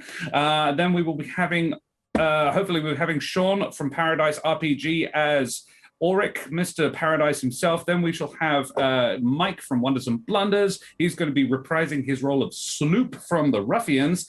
And Shrogril will be joining us again to bring back, resurrect, regrow the tree girl herself, Tiggy. So, you can join us on Wednesday night, 8 o'clock AWST for that for the next couple of weeks. Alternatively, if you like the majestic voice, but you think I could stand to tone the face down a bit, I'm also a part of the There Be Dragons crew. We're a 5e D&D podcast in a fantasy gunpowder setting where I play the infamous and deadly pirate Scan Felspar. Oh yeah, and if you want even more of my face and voice, I'm also in FOMO on Saturday morning for our final session of that. We got lots of shit, and I'm in most of it. It's going to be fun. Guys, that was super fun. I think we're about done. I think we've mentioned all the things. Wooten Forge, wootenforge.com. Go check them out. Serum, thanks so much. AJ, where are we raiding? Given that we can't rage the bloody Eldritch Scribe. I know. They came to raid us. Agent number 1, I'm thinking? We are, in fact, going to raid Agent number 1, one of our favorite peeps from the Scales Above team group, the eastern side of the world. So we are going to go raid Agent, and he is playing Total War Warhammer 2. Darkblade. Pass on some love. Love it. Yeah. Well, Yay!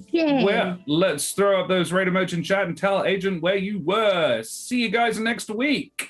Take us away, AJ.